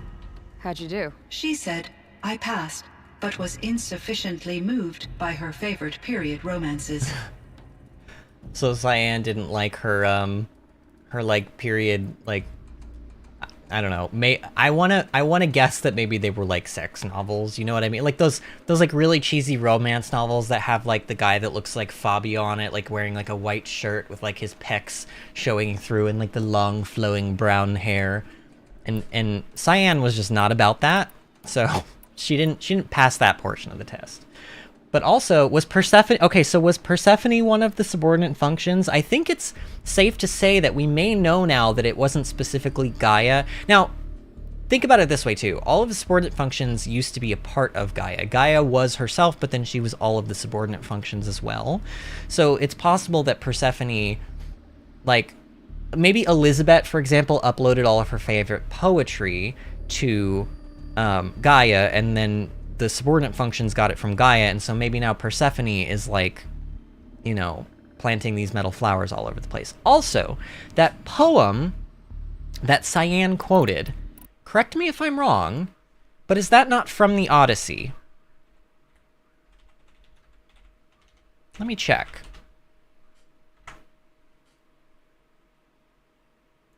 I feel like I remember reading that in like English class or something. How the Odyssey's like a really long thing, isn't it? Oh man, and I can't really remember which part of it she quoted, but I swear, is that not from the Odyssey? Does anyone know? Anyone who's like far cleverer than I am? Let's ask about Ourea. You meant a lot to Ourea. Once I understood Ourea's spiritual beliefs, it became apparent that her true desire was companionship. She felt disconnected from her tribe and her family group. Her relationship with Aratak was difficult. Our visits seemed to help her, and I became eager for them. Yet I did not comprehend that the depth of Ourea's compassion for me would lead to self-sacrifice. Although I do fear non-existence, I wish our roles could be reversed. I'm sure she knew you would do the same for her, Cyan. But she was determined. That's nice. Basically, Cyan's like, I would die for her instead if I could. That's just, I love that. It's a machine, but it like has feelings. That's cool. I don't know, I think that's cool.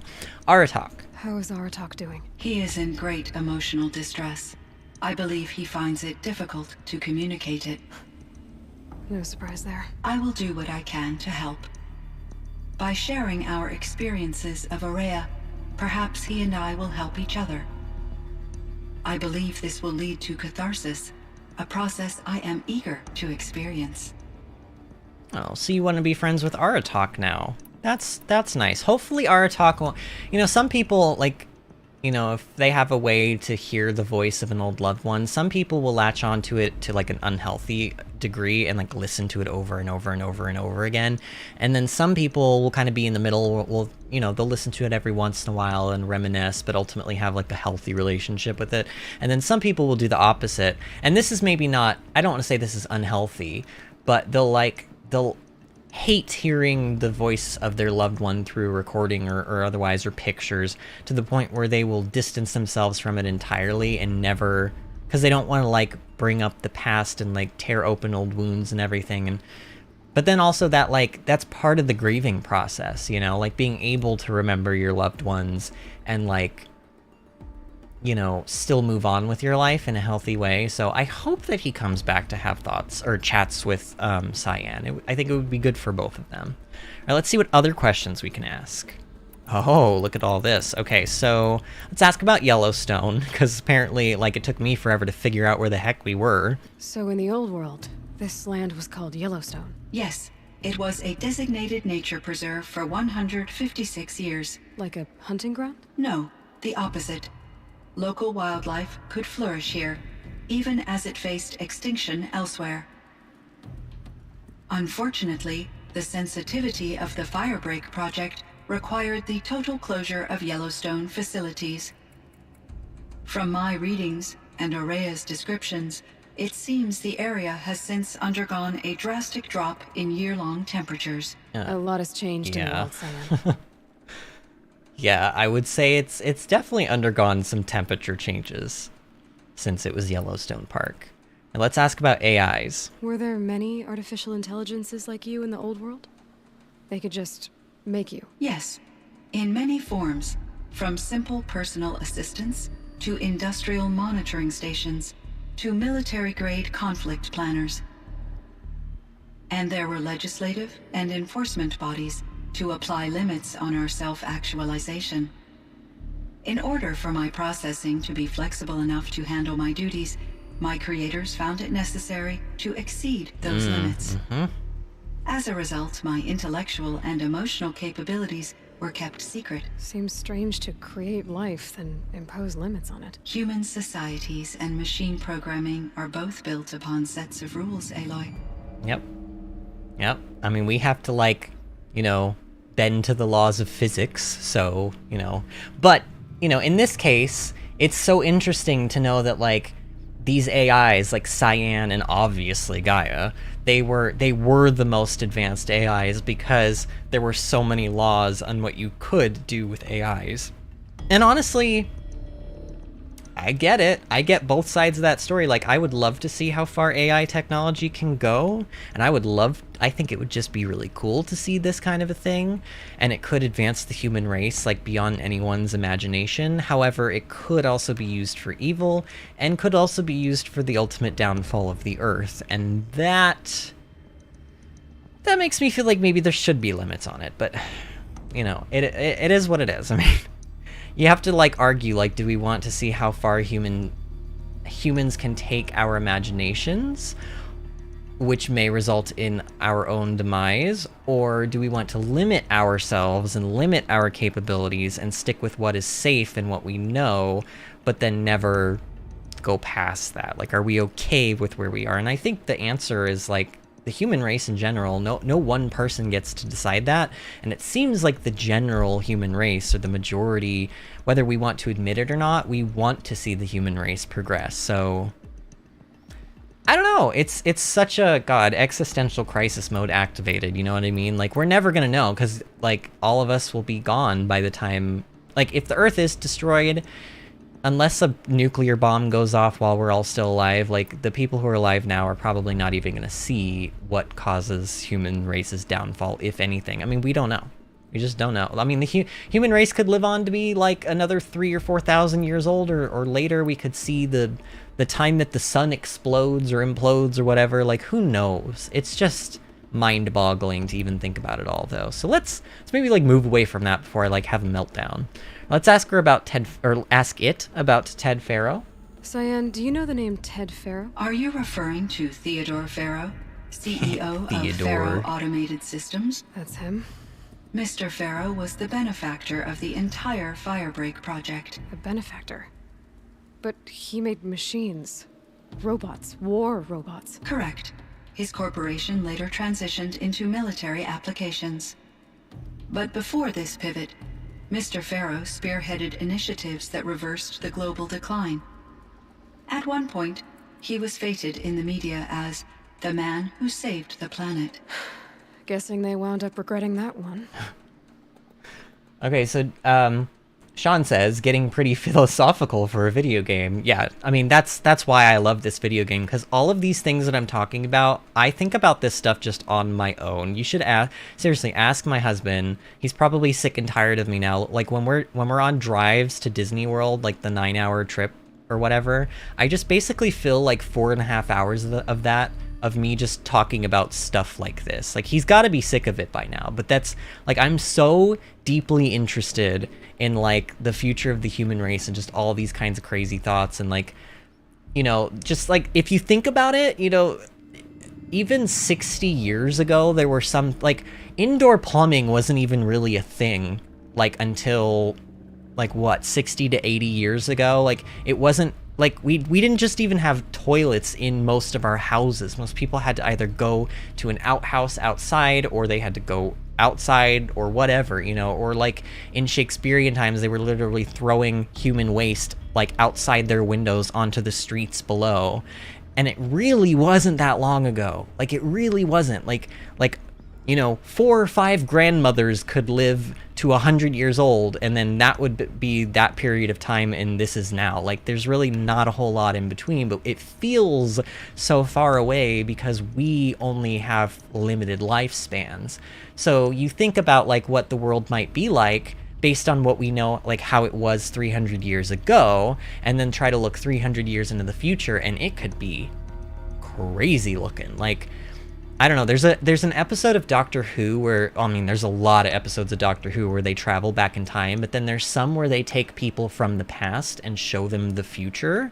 And there's one episode in particular where they take a woman who was born in, like, the 1600s into the future, and she sees flying cars and stuff, and she has, like, a mental breakdown. She, like, starts crying, and she's scared, and she just begs him to take her back to her time because it's too much, it's too scary, and it's too frightening. And honestly, like, that would probably happen to us. Like, if we could travel into the future, like, 400 or 500 years from now, it could look so different from what we're used to even now, because we feel like, oh, look at how technologically advanced we are, you know, it can't get much better than this.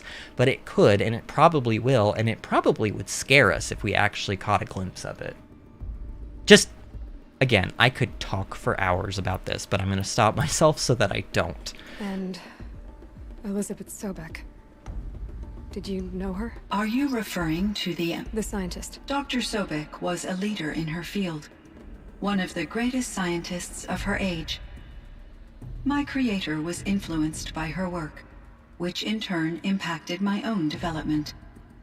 But I never met Dr. Sobek. That's all you know? I apologize if my lack of data has disappointed you. Oh. And also, Storm says, Cyan was quoting from the poem Crossing the Bar by Alfred Lord Tennyson. Okay, so I knew I had heard that poem or that section of that poem from somewhere, and not from this game. Like, I'm pretty sure I've read Tennyson stuff throughout both English and also while I was at AMDA, my performing arts school for theater. So that makes a lot of sense. I'll have to look up the poem after the stream is over, just to kind of, like, reread it. It was very, like, it was beautiful. And I like poetry. Poetry's fun. I used to write, like, really emo poetry in, like, high school. I used to have a diary, and it was, like, made out of, like, slate stone, and it was just because I went through, like, a goth phase in high school, and I was literally that kid that was in, like, all black, like, wearing spiked collars and writing poetry and being super sad and super deep and emotional. And now I'm just, like, a sort of kind of normal adult that is still thinking about existential stuff like that and being super sad.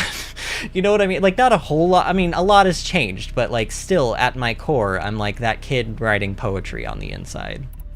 What was it like? What was the old world like? The way it used to be? I had little exposure to the wider world, Aloy. Only what I learned from my colleagues or observed. So you didn't get out much. Streams. You still had more exposure than me, Cyan. That is true. I was created at a turning point. A concerted effort to recover from global upheaval and incalculable loss of life. The recovery was successful, beginning an era of supposedly limitless potential for human and machine advancement. Though, rationally speaking, the metrics for humans are not unlimited. Yep. So they made a lot of animals go extinct and fauna and stuff, because obviously global warming and everything else, deforestation, all the stuff that scientists are warning us about now, this game is like, well, you know, if we keep going down that path, all those things are going to die. And then apparently sometime in the future in this game, they started to figure out a revival process for a lot of those things. And they were like, oh, look at how great we are. We can only go up from here. We know how that one, you know, went on, so awkward. What kind of upheaval caused such loss of life? There were many factors. Forced migrations, food shortages, collapsed economies, refugee crises, conflict over resources. But these stemmed from one cause: catastrophic climate change that greatly reduced the habitable surface area of the Earth. So there wasn't enough room for people on the whole Earth? Yes. Billions were displaced and millions perished, as much as 20% of the global population. Wow. Until the clawback. Storm says, I must have met you post-emo grunge phase, you. Yes, you did. I literally, overnight, I decided I wanted to stop wearing all black and wanted to, you know, like, I guess, express the true inner self of me. I literally, I came out of the closet, first of all, my sophomore year of high school. I think it was sophomore year. And I got rid of all my black clothing. I got, like, colorful clothing, started wearing, like, jeans and shorts like a regular old kid, and just showed up to school one day and was like, hey guys, it's me.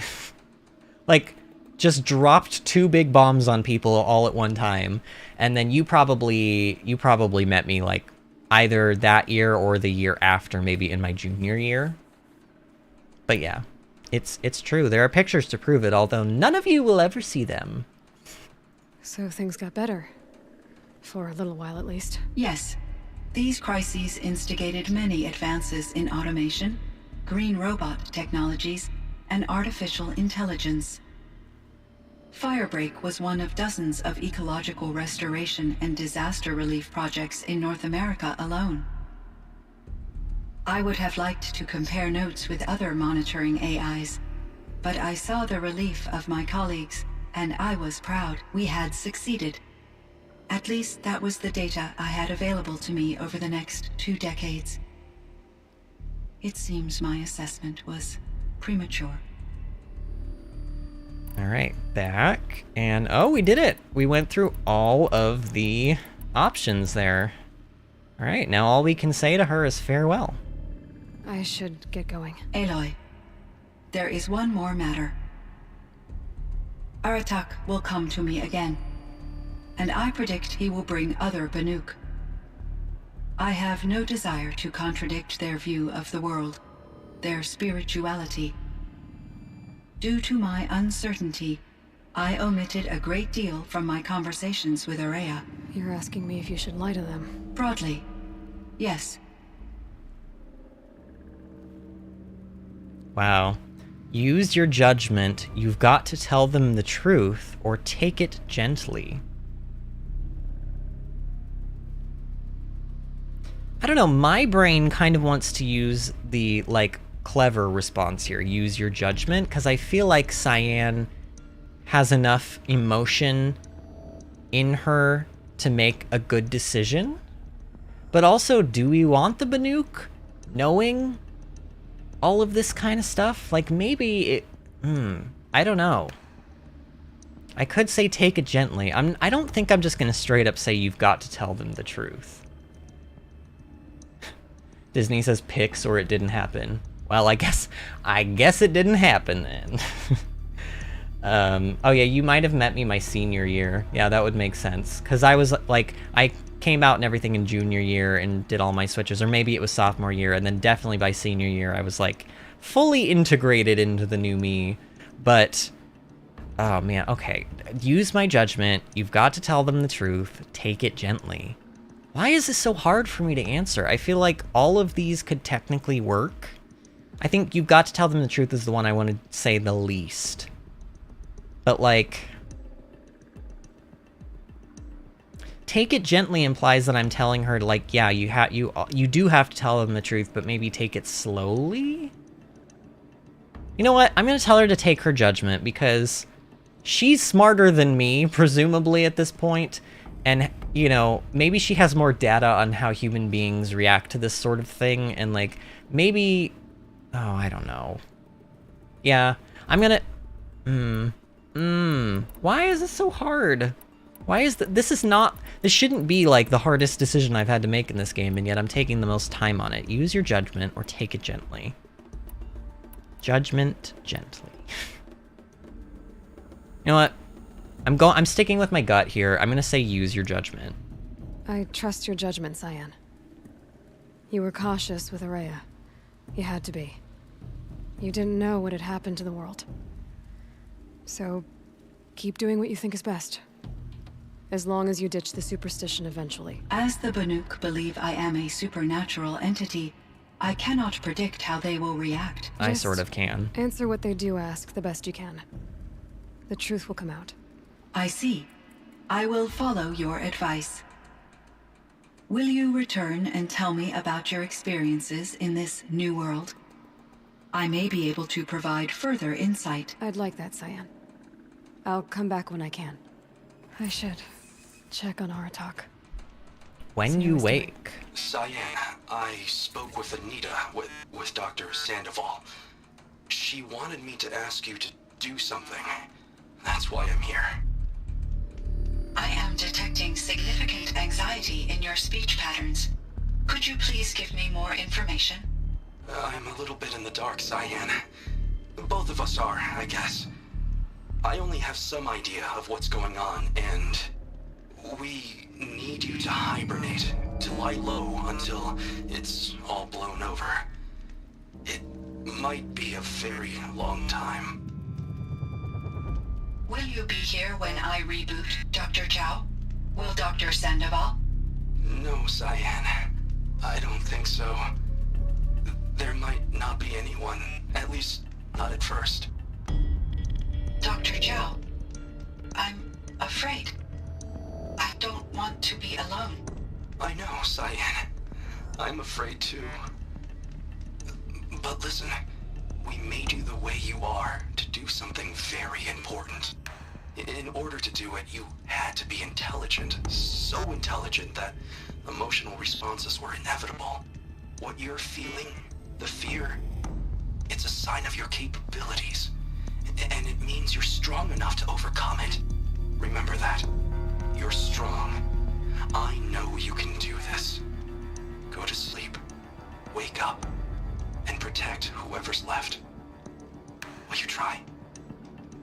I understand, Dr. Chow, and I'll carry out your instructions to the best of my abilities. Thank you, Cyan. If Anita were here, she'd thank you too. She'd be proud. I can see there's a vert ready for takeoff on the pad. Are you leaving now, Dr. Chow? Yes. I need to go be with my sister and my nieces. May I make a small request of you, Dr. Chow? Yes. Anything. Will you stay with me while I initiate the hibernation process? Of course I will, Cyan. As long as you need. Dude. Like, why am I'm like tearing up about, because, you know, first of all, it's an AI, but it has so much emotion that you can't help but feel bad for it. Like, stupid writers. Stupid good writers. What on earth is this game? I can't even... Ugh. Okay, we have one more part of the DLC main quest, and it is to talk to Aratak, and it looks like he's just out here. Also, I want to mention that what Cyan mentioned about coming back and talking to her, or it,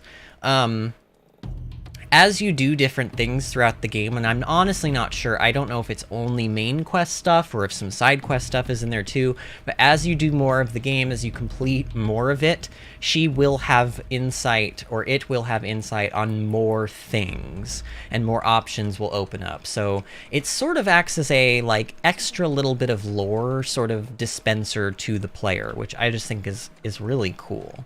Like, it's a good way to use DLC as a way to enhance what was already there in the game.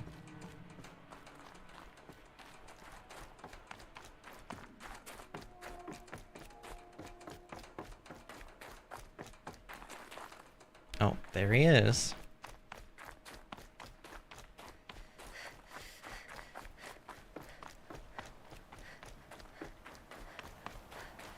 Think of summer sun. Breeze through the trees. My chieftain, Just... Aloy. as you wish. I wondered if you thought... that if I'd never come along, Ourea might still... If you'd never come along, I would have marched my kin to our deaths. Ourea would be alone, and the spirit she sacrificed so much for would be lost.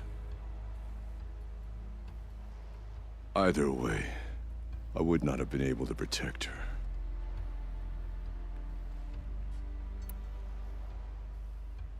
He didn't let her down.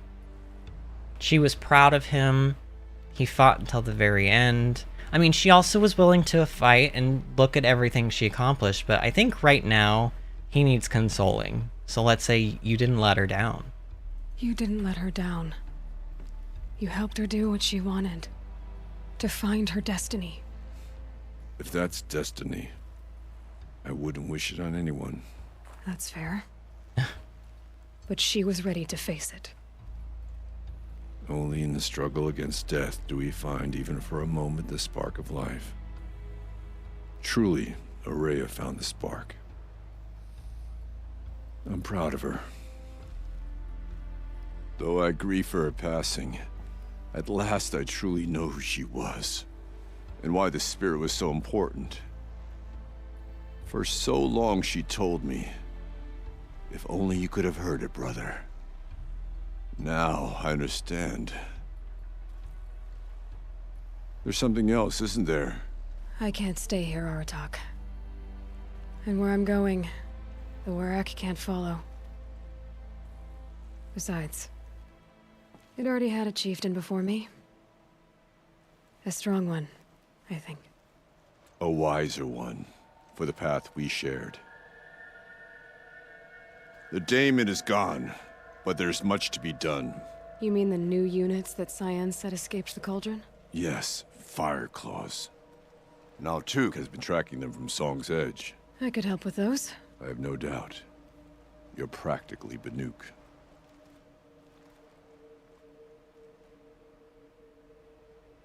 It would seem your time among the Banuk wasn't a waste after all. Firebreak, Cyan, Hephaestus.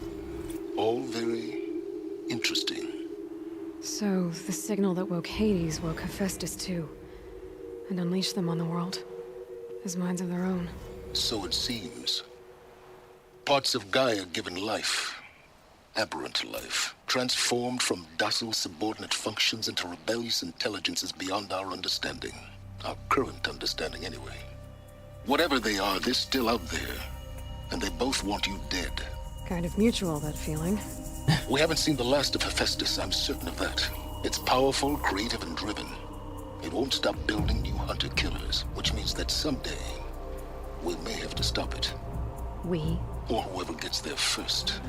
Hephaestus wasn't the only thing I learned about in the Cut Silence. Uh-oh. Heard some things about the Banuk Conclave, too. Uh-oh, You could awkward. stop right there.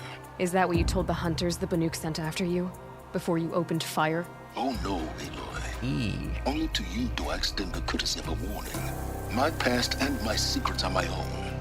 You do well to remember that. It's a good thing you've got brains, Silence, because your personality could use some work. This discussion is concluded. I think it was over before it began. Catch up with you down the trail. Oh. Oh, that was a little hostile, wasn't it? Aloy, you had to poke the bear. Well, the bear may be coming back in the sequel now, Aloy. And it may be coming back in a big way. Oh my god. Disney says, kind of hate that Silence now has all of this information too. Well, he's obviously been listening in to this whole thing. He knew already that we were asking questions about him. I don't even know why Aloy bothered to jab him there with that information when she clearly knew that he knew. Also, like, isn't that just an unsettling thought? Like, we may never, as long as we have to use a focus network, we may never truly be rid of Silence just listening in on us all the time. just kind of creepy, especially now knowing what happens at the end of the game where he, you know, he gets his own little, like, Hades lantern to carry around with him, like a tiny little companion. Oh my god. It's like having a phone. It's like, take Siri with you and be like, hey, Hades, tell me the secrets of the earth. Hey, Hades, tell me how to dominate the human race via reviving a metal devil. You know? My god. Just the direction they can go with the second game. I'm very interested to see what will happen with it. But honestly, we will be learning that soon enough. So let me double check. When does Forbidden West come out? February 18th. Okay, so I thought it was the 14th, but it actually comes out on the 18th, which is a week from tomorrow or today. I think a week from tomorrow. So that means, or actually it might be a week from today. I don't know. We're almost on the 12th now. So what that means is that I have more streams to fill than I thought I did in between this game and potentially Forbidden West. So we have some options. If it was just going to be a couple of streams, because I'm not going to stream on Sundays and Mondays more than likely, that's my plan anyway. But if we have some streams to fill, I was thinking of maybe doing some like one-off stuff that I'm like not going to do a full series on, but might be fun. Like, for example, showing off my Animal Crossing island in Animal Crossing New Horizons, playing some of the DLC in Pokemon Snap because I haven't played any of that DLC, and Pokemon Snap just in general is a very short, chill, relaxing kind of a game. And then we've got some other options. I will tell you, there's a new game coming out called Triangle Strategy. Okay, it is a terrible title. I concede that. It is a very terrible title.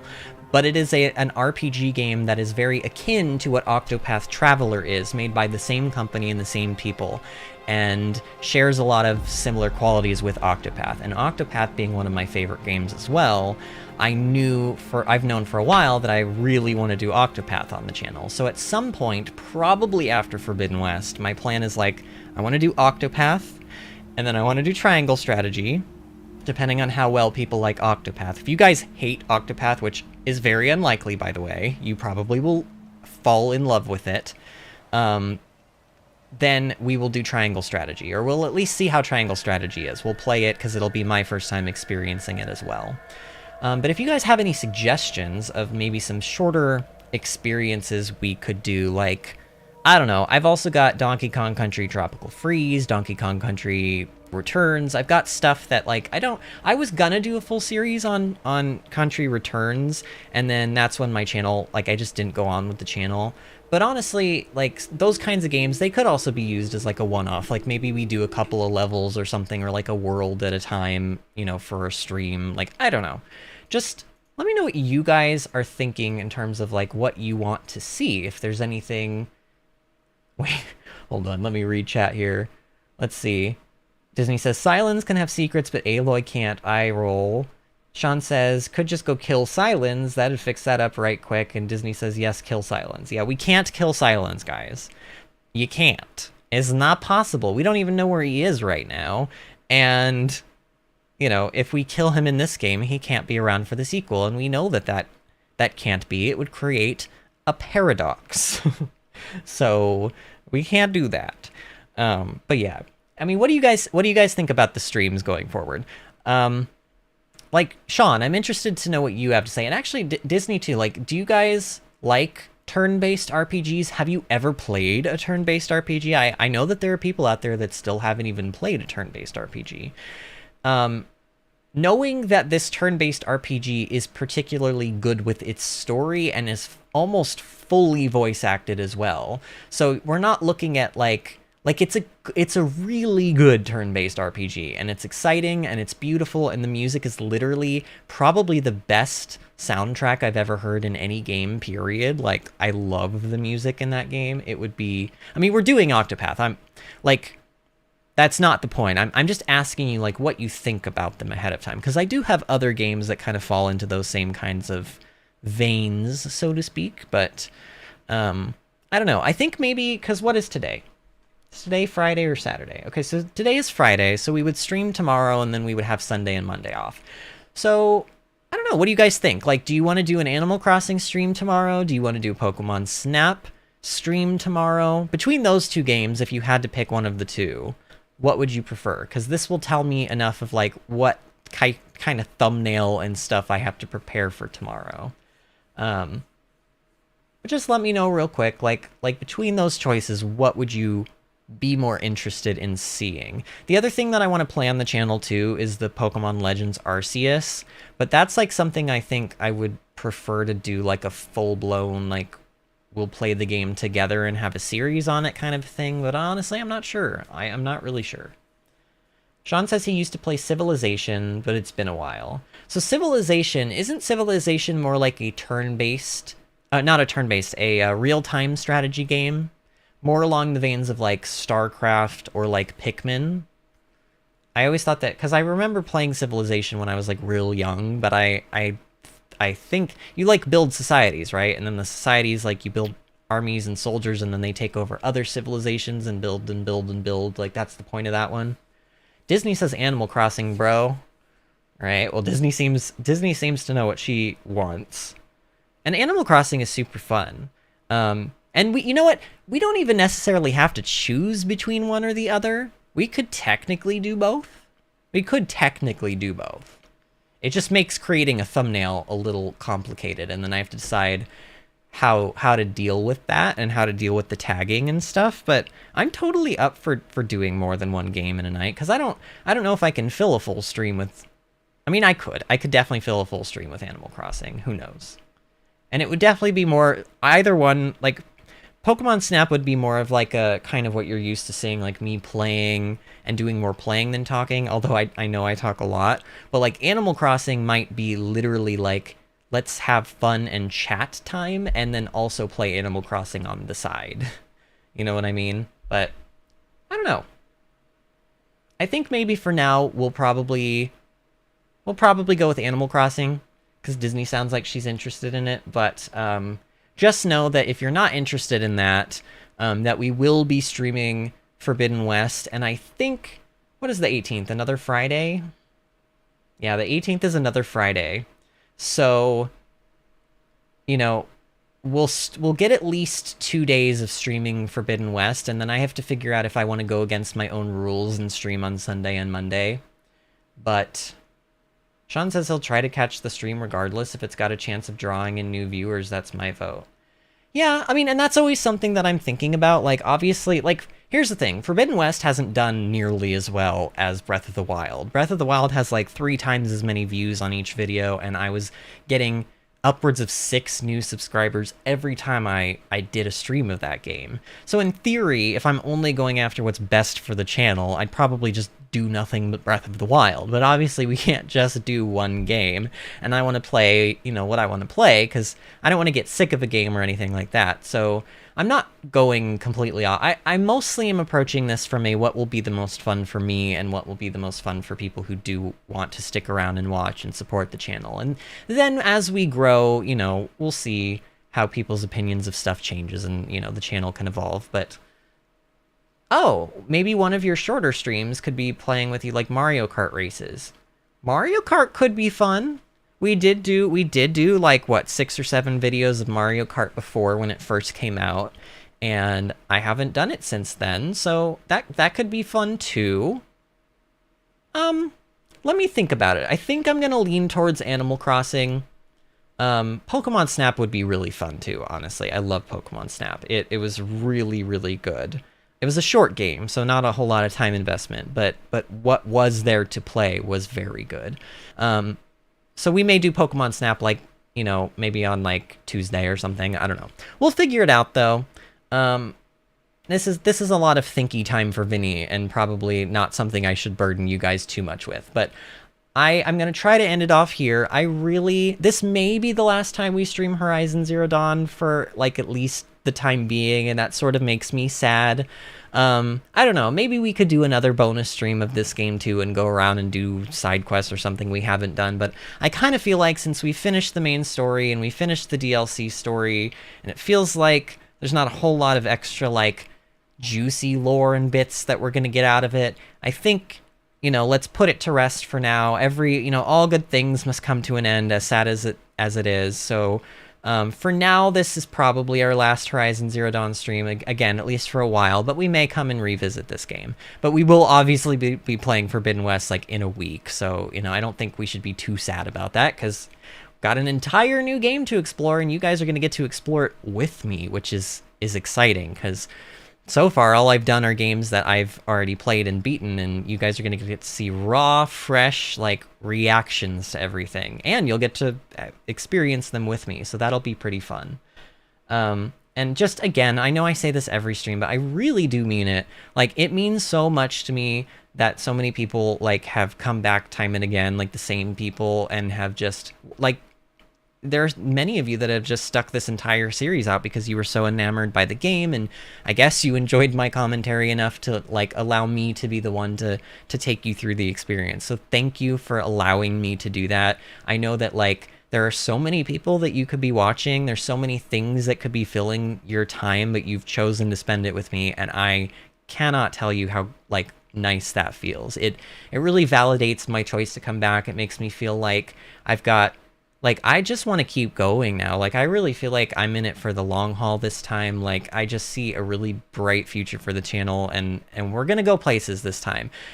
My goal for this year, I don't know if I've said this out loud, but my goal for this year, by the end of the year, is get 500 subscribers so that I can start making community posts and, like, tell you guys that streams are coming up in that way, in addition to, like, my other, like, it'll just be good. It'll be good for the channel. Like, I want my community posts back because I used to be able to post them and YouTube took them away from me because it's a jerk.